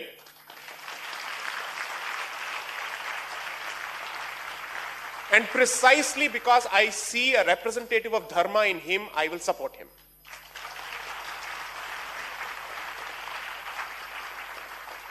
It is absolutely crucial that we understand the challenges. There are a lot of issues and deliverables that are entirely within our control. The first suggestion was going to the temple. There are Sardarjis, members of the Sikh community who sing in Tamil, in Kumarangundam and other places. I've seen that happen. That is the unity of this land. Char Dham Yatra is impossible without coming to the south, and Sikhs also perform the Char Dham Yatra. The utter nonsense that is being peddled about this community is a direct consequence of our ignorance. In the age of internet, none of us has the excuse for being ignorant. At all. You think it's easy for somebody like Dushan Sridhar to wear the Tripunda and go to the television and face all the people from the D stocks? The kind of hatred, the kind of poison, the kind of bile that is being hurled at people like him is unbelievable. How do these people function? Not on your support, but because of their inner spiritual core.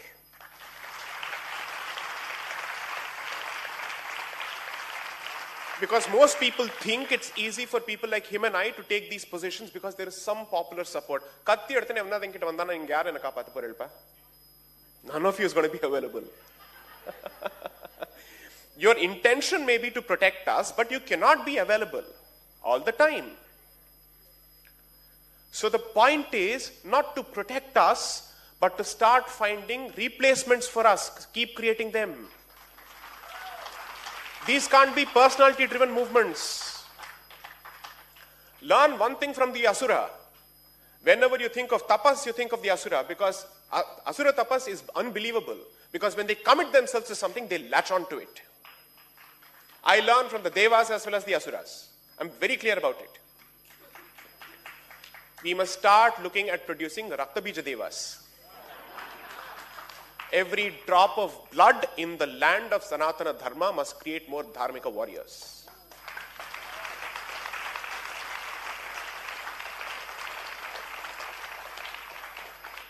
Over the last few weeks, knowing fully well what kind of a sensitive area Jati as a topic is, I have decided to embrace the cactus by talking about it. Because it is important for us to have these conversations.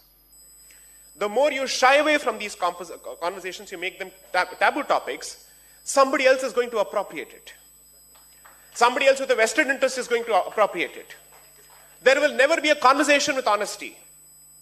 And with honesty does not mean to deny everything that has happened, but also to say, please don't exaggerate. And also remember that it is meant to bring us together. If the purpose of the conversation is to divide us further, then it is fundamentally a bad faith engagement. It is a dishonest conversation. It's a motivated, malicious conversation. And that is what happens every time we touch this topic. Every incident is a potential entry point for the mischievous Dravidianist. He is waiting for it. So I would request you to use these platforms, these fora, and these institutions as a moment of societal churn. I know I'm in no position to make these suggestions, but I hope that I can make this to somebody like Sivashree, that even our concerts during Margari Masam must carry an important message. It cannot be just a Katha Kalakshepam or a pure cultural event, because none of our classical arts are being, let's say, kept away from this political conversation. Every institution, whether it is dedicated to Bharatanatyam or not, is now under the attack from the left. It's being taken over. Bharata Muni will not be taught in these places, apparently. Bharata Muni will not be taught in an institution which is dedicated to Bharatanatyam, is the scene of the Tamil Nadu of 2020s. And whoever wants to teach Bharata Muni's Bharatanatyam and Natya Shastra is being kicked out as a Hindutva fascist Sanghi. Imagine to what extent we have come down. When your arts are being taken away, remember the one final pure strand that is left between your culture, your past and your present is sought to be severed and corrupted fully. You can't let that happen. You can't let that happen. But don't go ahead with the victimhood complex. The difference between the Dravidianists and us is that go confidently out for engagement, and your outreach must be genuine to all affected parties. Let opinions change. It's not going to be an easy battle, but I can say this with confidence. I say this with confidence. Nobody can accuse me of being different about my identity, jati or religion-wise. And I have not seen my identity or opinion be a barrier when I'm engaging with confidence with people from my community, which is the Hindu community, across the board. I've had people come and speak, explain their position, genuinely express a way to bridge this gap. This is not to my credit. I am saying that there is a willing audience out there, provided you show it in action. You cannot read the, what is that? I don't want to name the newspaper anymore, because it's not what it's meant to be. It is the antithesis of its name.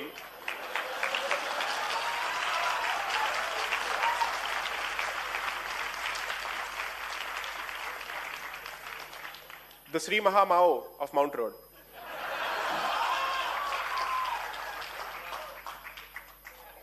Find a way to get on the ground. You have only 3 ways of contributing to this battle. None of which is to just earn your livelihood and get out with it. Not happening. It's not happening anymore. You have to participate. Financially, what can you do? Culturally, what can you do? Intellectually, what can you do? Spiritually, what can you do? And if you have the ability, politically, what can you do? I understand that politics is not everybody's cup of tea, but everything else is within your remit. It's possible for you to do it. It has come to a point where I'm being asked, Are there no Hindus left in Tamil Nadu? That's the question that's coming from North India or India of the North. This question has started coming. There are no reactions. Anybody says anything. There is absolutely no expression of discontent or displeasure whatsoever when people trample all over you like human doormats. If this is incitement, so be it. I am inciting you to action. I am inciting you to action. A different kind of direct action where you actually go onto the ground and engage with people from your community. It is crucial. These 25 years will define and decide what shall be the way of the future post 2047. This is a battleground generation.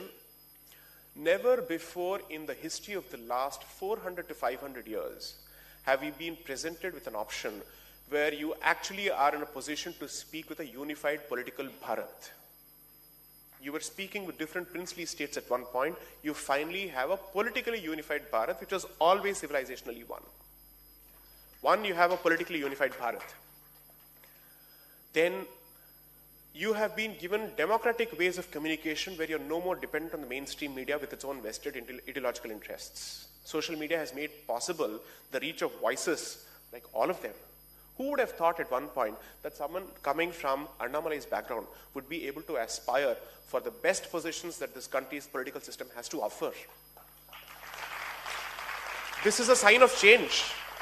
This is a sign of change. When somebody has to go to court to prevent the viewing of Prana Pratishtha, it's a sign of desperation. It is darkness at its highest position, and that's where the resistance starts. When it is darkest, that's when there is sense of hope, because effectively he's exhausted all his arsenal. His ammunition is over. He has nothing more to offer. While I practice in Delhi, I make this abundantly clear. Oru kaal inga kandipa irukum. Because this is the time. Those who were associated with the Ram Jaram Bhoomi movement will tell you the significance of what I'm about to say. Ek dhakka aur do. Every structure that is anti-dharmic must crumble. And the Overton window must change. This must become the new normal, making it impossible for anybody to take the situation back. Impossible. Thanks to what has happened over the last decade, anyone who doesn't perform on the anvils of economics will not be an acceptable option anymore. Since 2014 to 2024, that is the change. Jai Shri Ram has become a national sentiment.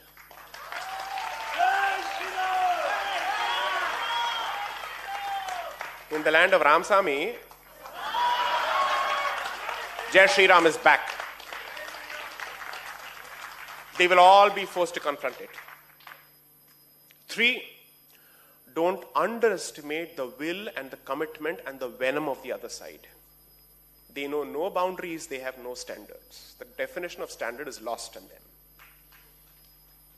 The concept of decency and courtesy is lost on them. That's the kind of people you're dealing with. They have no respect for women. They are the last one to speak of feminism. They shouldn't hold forth on feminism at all. None of them know how to respect women whatsoever. They shouldn't be allowed to get away with this. I know I've upset the entire script I had in mind. But such is the effect that he has in terms of upsetting the established order.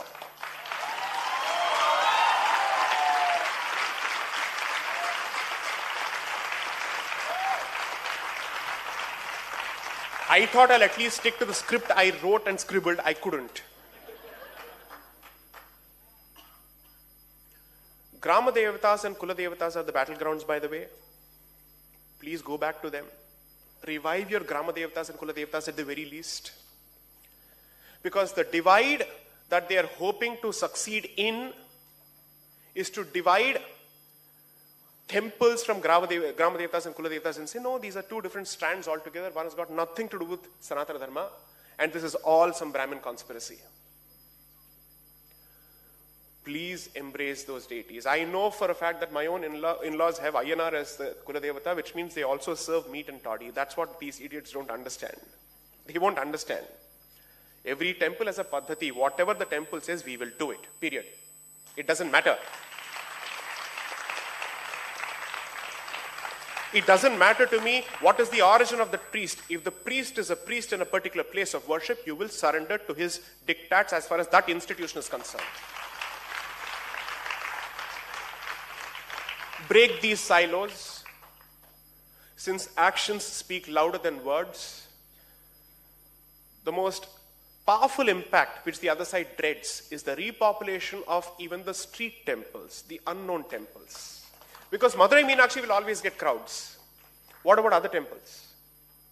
What about other temples? Go back to those temples, forge your sense of community, which is the one thing lacking in this community, and that's haunted us for thousands of years now. And our definitions of community are in micro definitions.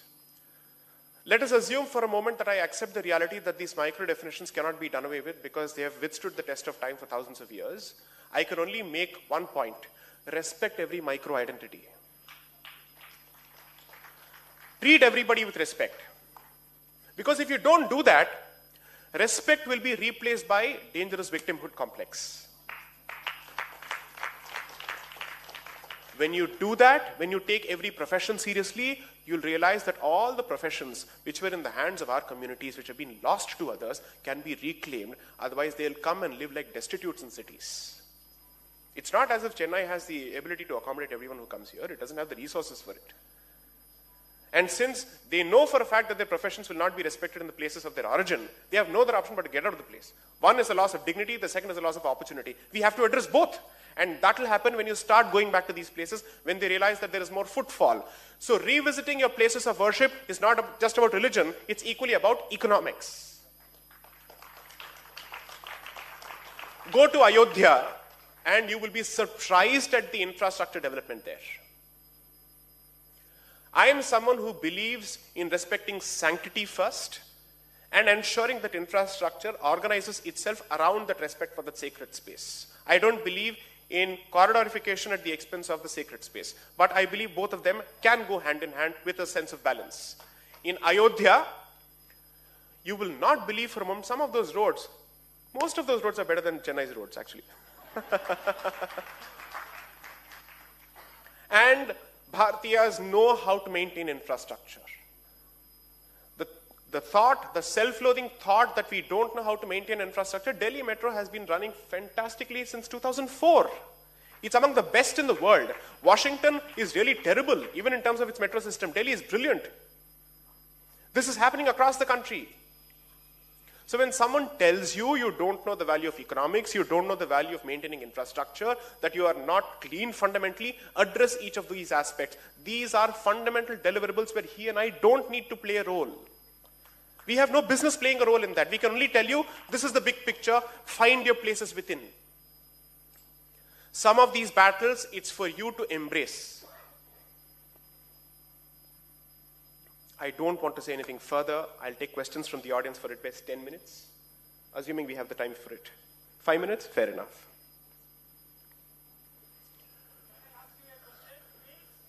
Yes, shall we hand over the mic so that it's recorded? Otherwise, I'll be accused of scripting the interview.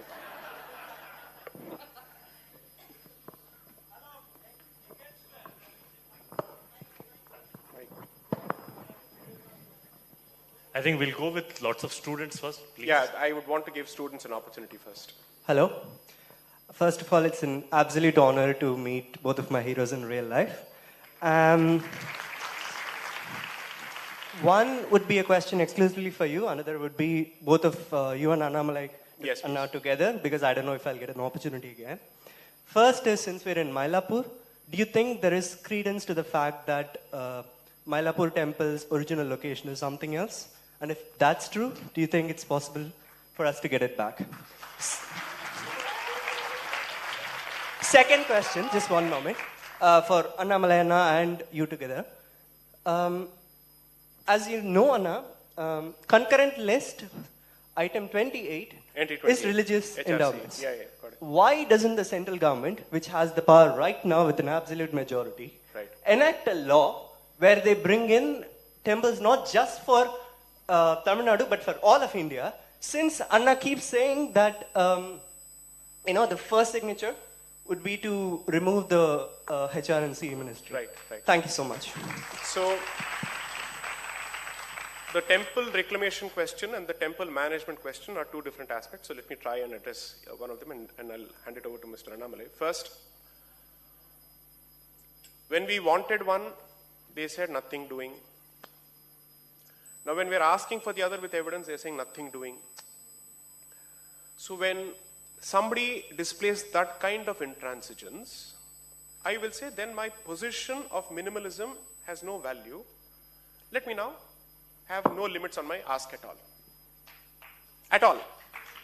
So when I dropped the figure of 40,000 over the last 2 weeks, people went on fire. Oh, what did he say? Barnaal matama vittu poche.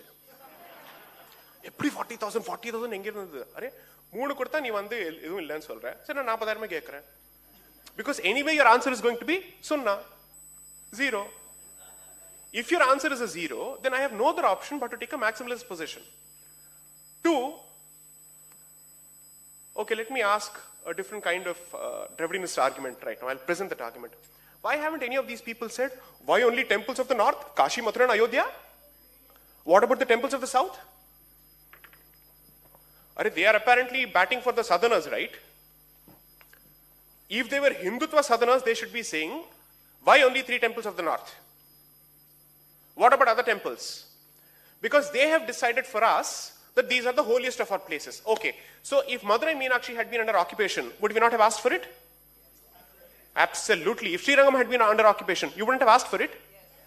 Let someone tell me that Srirangam isn't among the holiest of our shrines. I dare them. Let them say Madurai Meenakshi is not. If Sabrimala was under occupation, would you not take it back? That's it.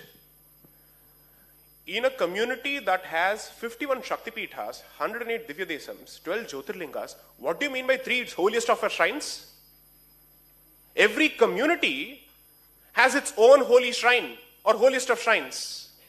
I'm a Shaivite. For me, what is more important? As much as Ayodhya is important, Kashi is important, and if Chidambaram had been under occupation, that's equally important for me. Who are these people who are deciding for us to say, no, now that you want everything, limit it to 3? On what basis do you decide? When you you have a grand position is, Hinduism is not even centralized.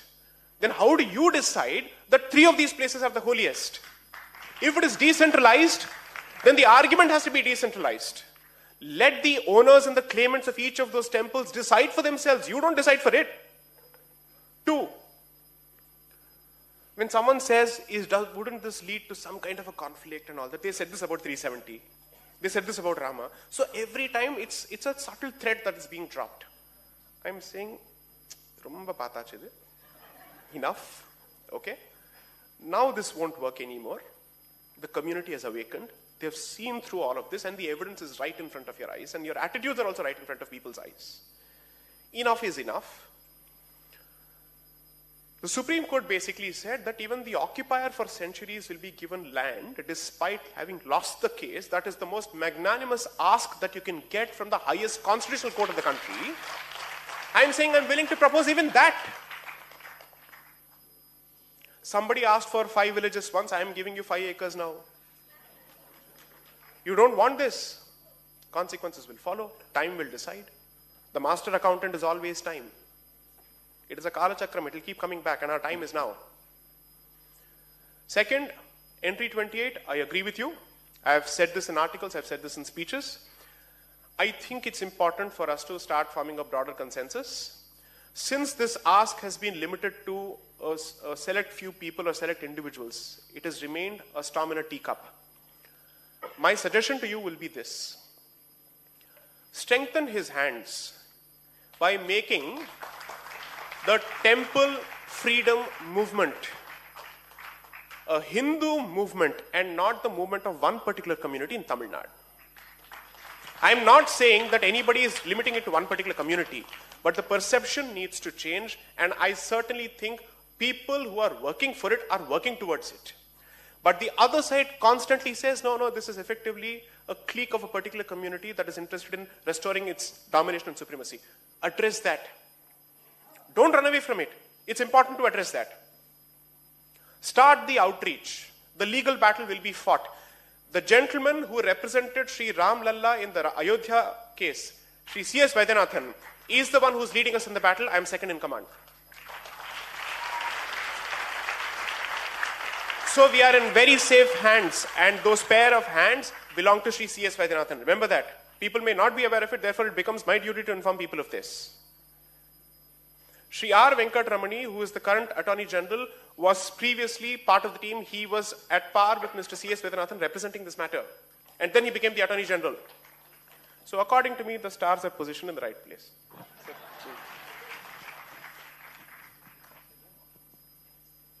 Please. Dear brother, we all know why you have asked this question.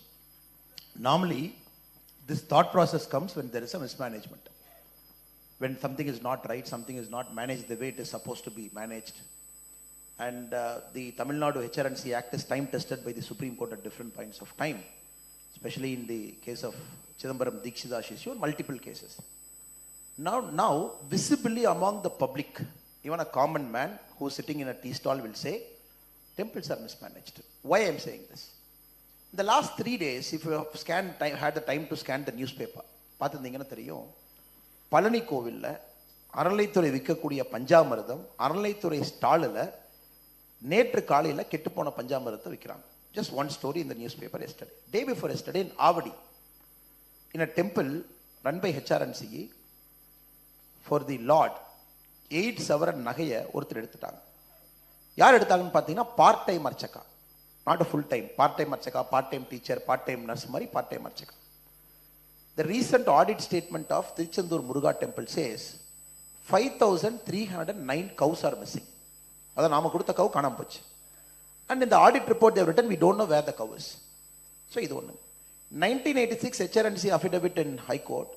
2024 what they claim, we have lost 2 lakh acres of land belonging to temple. So நீங்க ஓவராலா பார்த்தீங்கன்னா there is a very fit case to say that temples are being thoroughly mismanaged as one.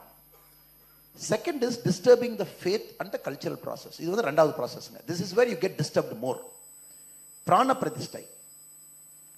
For a temple that is not run by HRNCE in Kanchipuram, the finance minister is sitting there, like everybody there as a common audience, wanted to watch it live. And the local police was inside the temple removing the screen and saying, இதுக்கு permission இல்லைங்க, you have to take permission for putting up a screen inside a private temple. In government run temples, where people wanted to do Annadana Seva, மத்தியானம் வந்து பிராண பிரதிஷ்டை முடிஞ்சதுக்கு அப்புறம் சாப்பாடு கொடுக்கணும். Very first time they said, you got to take permission to even to offer food inside a temple, which in dharmic, in our dharma, that is a part of your duty. When you apply for permission, the question are 17 questions they ask. Who prepares the food, where the food is coming, list out all the items, how many people will eat, mention the quantity. Then you please go and meet the JC. So in the Mari. So part number 2 is more disturbing. One is mismanagement, of course. The part number 2 is a deliberate effort to stifle the way you practice your religion. Part number 3 is distorting your practice. பூஜை நடக்கிறது கிடையாது, அது எந்த விதத்தில் நடக்கணுமோ அது கிடையாது. இந்த மூன்றும் வந்து இப்போ தமிழ்நாட்டில் பார்க்க ஆரம்பிச்சிட்டோம். Now your specific question, is there a fit case? Yes, absolutely there is a fit case. That's why as a political person, we keep telling as a party's thing, in constituency number 100 in Srirangam, we said, time has come to dismantle HRNC in Tamil Nadu, which BJP, when people vote us to power, we will do. Now the very specific question of entry 28 concurrent list. 2 days back, Amit Shah ji was sitting in an economic summit. There was an audience. பனீரா, இத வச்சு என்ன செய்யறது? ஏதாவது புதுசா பனீர் குருமா? சரி, start பண்ணு.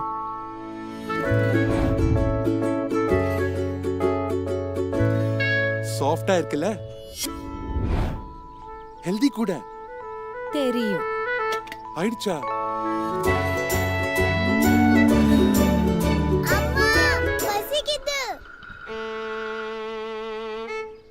இன்னொரு heritage பன்னீர் packet வாங்கிட்டு வா.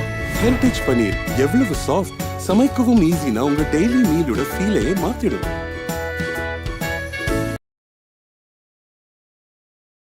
Rashtra, and is Hindu Rashtra actually possible? One, yes, it's possible. Two, it merely means restoring the civilizational identity of this land and not using imported values to pixelate our identity. It doesn't mean second-grade rights to anybody else, but it certainly means the preferential treatment that has been going on and on and on for over 100 years, according to me, not just over 75 years, needs to stop, and particularly, history needs to be acknowledged. So when we are told that in the context of jati and so on and so forth, acknowledgement of history is important, and addressing that situation through social justice mechanisms is important, I fail to understand how does history suddenly become irrelevant and redundant in the context of other issues. You can't selectively say history is relevant for this and not this, because this is your pain point. I'll keep doing this on a regular basis. But as far as other issues are concerned, where history is actually acting to your advantage, I will not talk about it. That can't happen. 3, my vision for Bharat is actually what I would call Pax Indica, which is Greater Bharat. What is Pax Indica? If you read history, it will speak of Pax Britannica, Pax Romana, and now we are witnessing the dying gasps of Pax Americana, which means it's called Roman peace or English peace or American peace, which is peace that is established under the supremacy and the leadership of a particular country, where it has the widest possible economic influence, the widest possible cultural influence, and the widest possible political influence.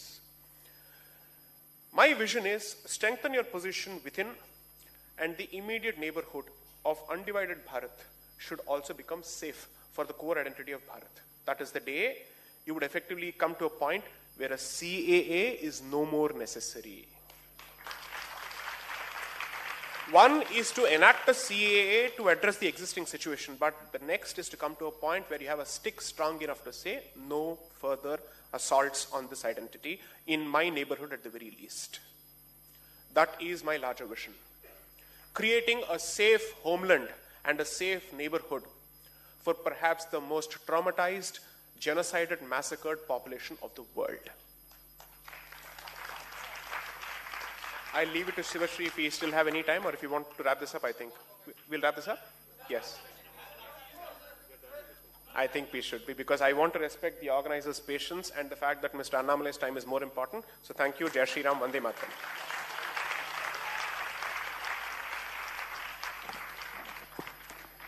Apologies for that. நான் அண்ணாமலை அண்ணா வரத்துக்கு கொஞ்ச நேரம் முன்னாடி சொல்லியிருந்தேன், பாரதியார் சொன்ன அக்னி குஞ்சொன்று கண்டேன் அப்படிங்கிற அந்த பாடல்லேருந்து இந்த 2 வரி சொல்லியிருந்தேன். இன்னைக்கு இன்வைட் பண்ணியிருக்கிற இந்த ஸ்பீக்கர்ஸும் இங்கே அமர்ந்திருக்கிற ஒவ்வொருத்தருக்குள்ளேயும் அந்த அக்னி குஞ்சை இக்னைட் பண்ணுவாங்க, ஒரு டைனி ஸ்பார்க் அப்படிங்கிறத சொல்லியிருந்தேன். இங்கே டைனி ஸ்பார்க் இல்லைன்னா கொழுந்து விட்டு எரியது ஃபுல்லா.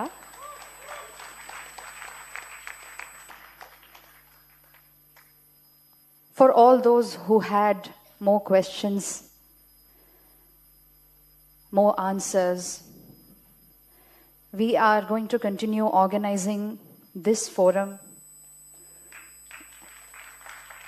And I wish we can organize this very frequently and have more interactions with Annamalai Anna and Sai Deepak Anna and my other gurus too, and various artists from this field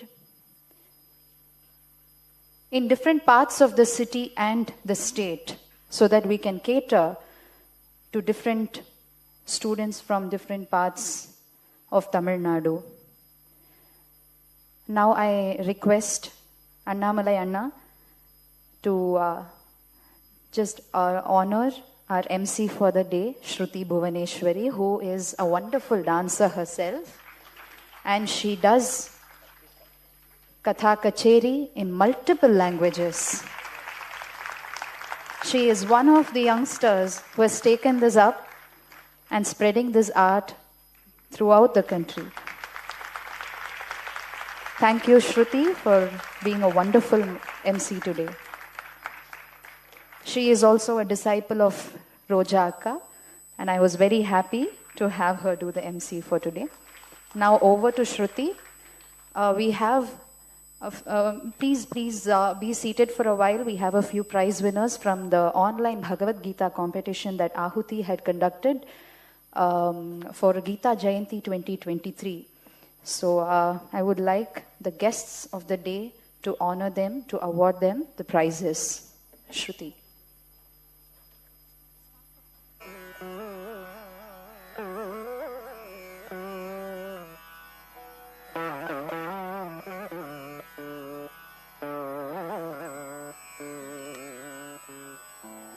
Thank you, Sai Deepak Shriman, for your unapologetic and assertive statements. He said, "एक धक्का और दो, आप लोग एक पक्का vote दो." All of us have to become the arms of Annamalai Anna. அம்மனுக்கு எப்படி பல கரங்களோ அதே போல இங்க இருக்கிற ஒருத்தரும் அண்ணாமலை அண்ணாவுடைய ஒரு கரமாக மாற வேண்டும்.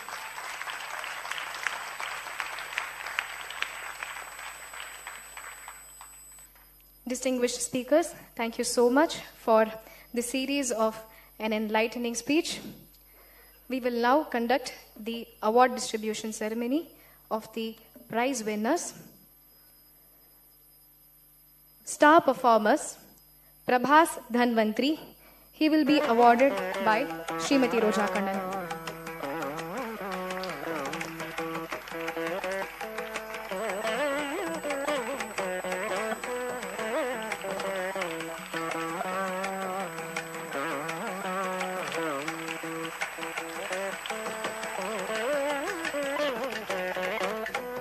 Next one, Adya Neela Mahesh.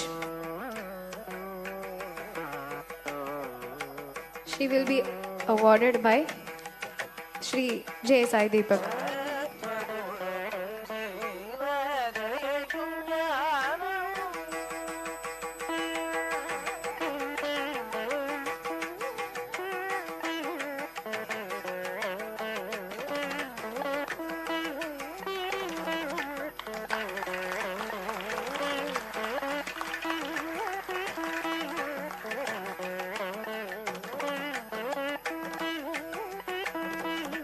Adya Neela Mahesh.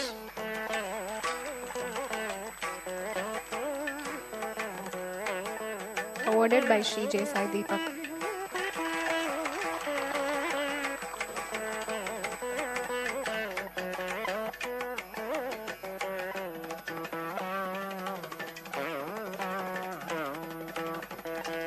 Next one, Nivasini.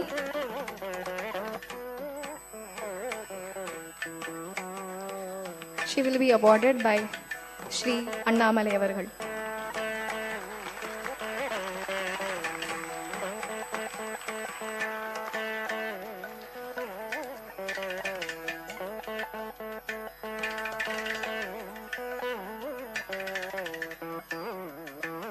Next one, Saumya V. She will be awarded by Srimati Roja Kannan.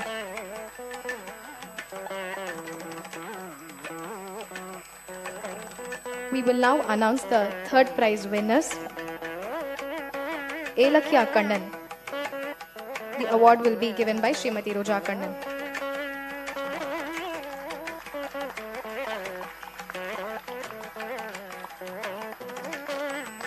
I request Srimati Roja Kannan to award all the third prize winners. Next in line, Mridula Deepak.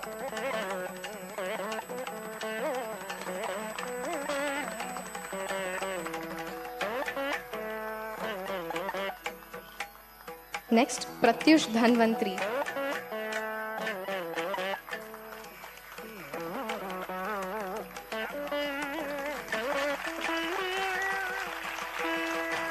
Next, Vijay Raghavan J.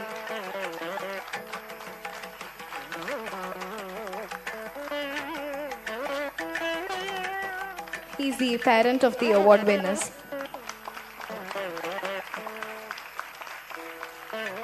Next, JNVSB Manogna.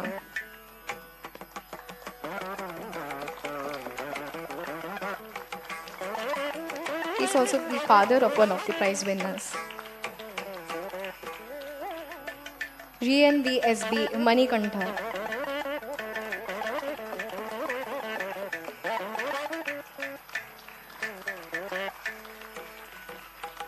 We move on to the second prize winners. I request Sri J. Sai Deepak to award the second prize winners. Number 1, Hrishikesh TT.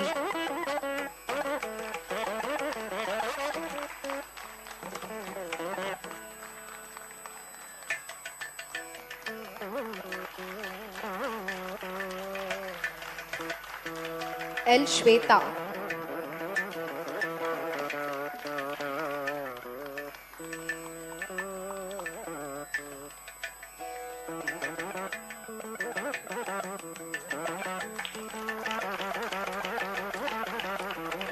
V. Anirudh.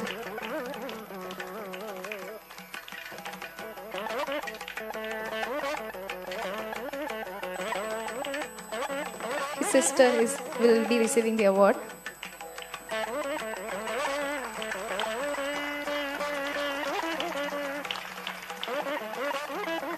G. Shweta.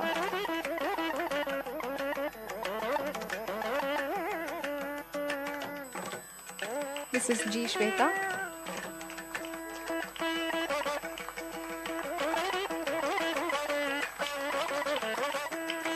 Now we move on to the first prize winners. These prizes will be awarded by Sri Annamalai. R. J. Harini.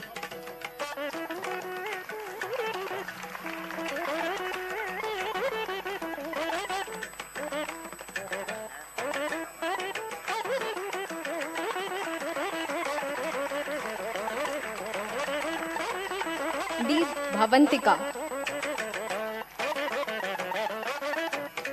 In the meanwhile, I request the volunteers to line up in the stage for a group photo. D. Bhavantika.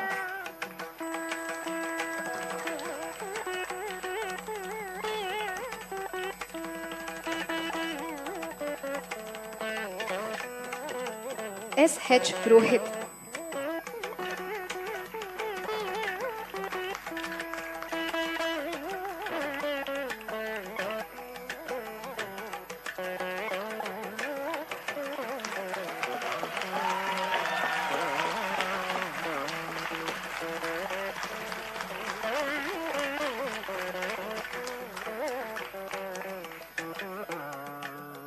R. Bharadwaj.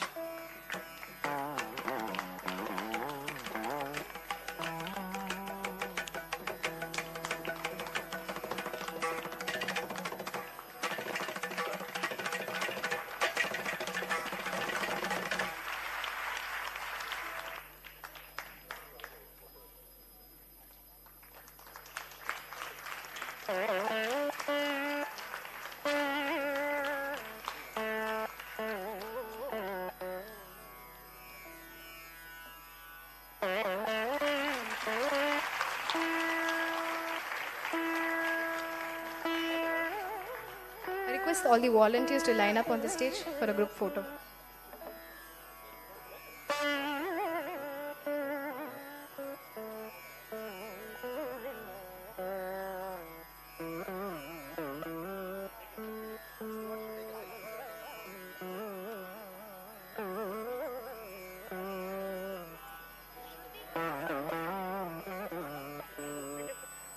People who want to take a selfie with the dignitaries are requested to line up to the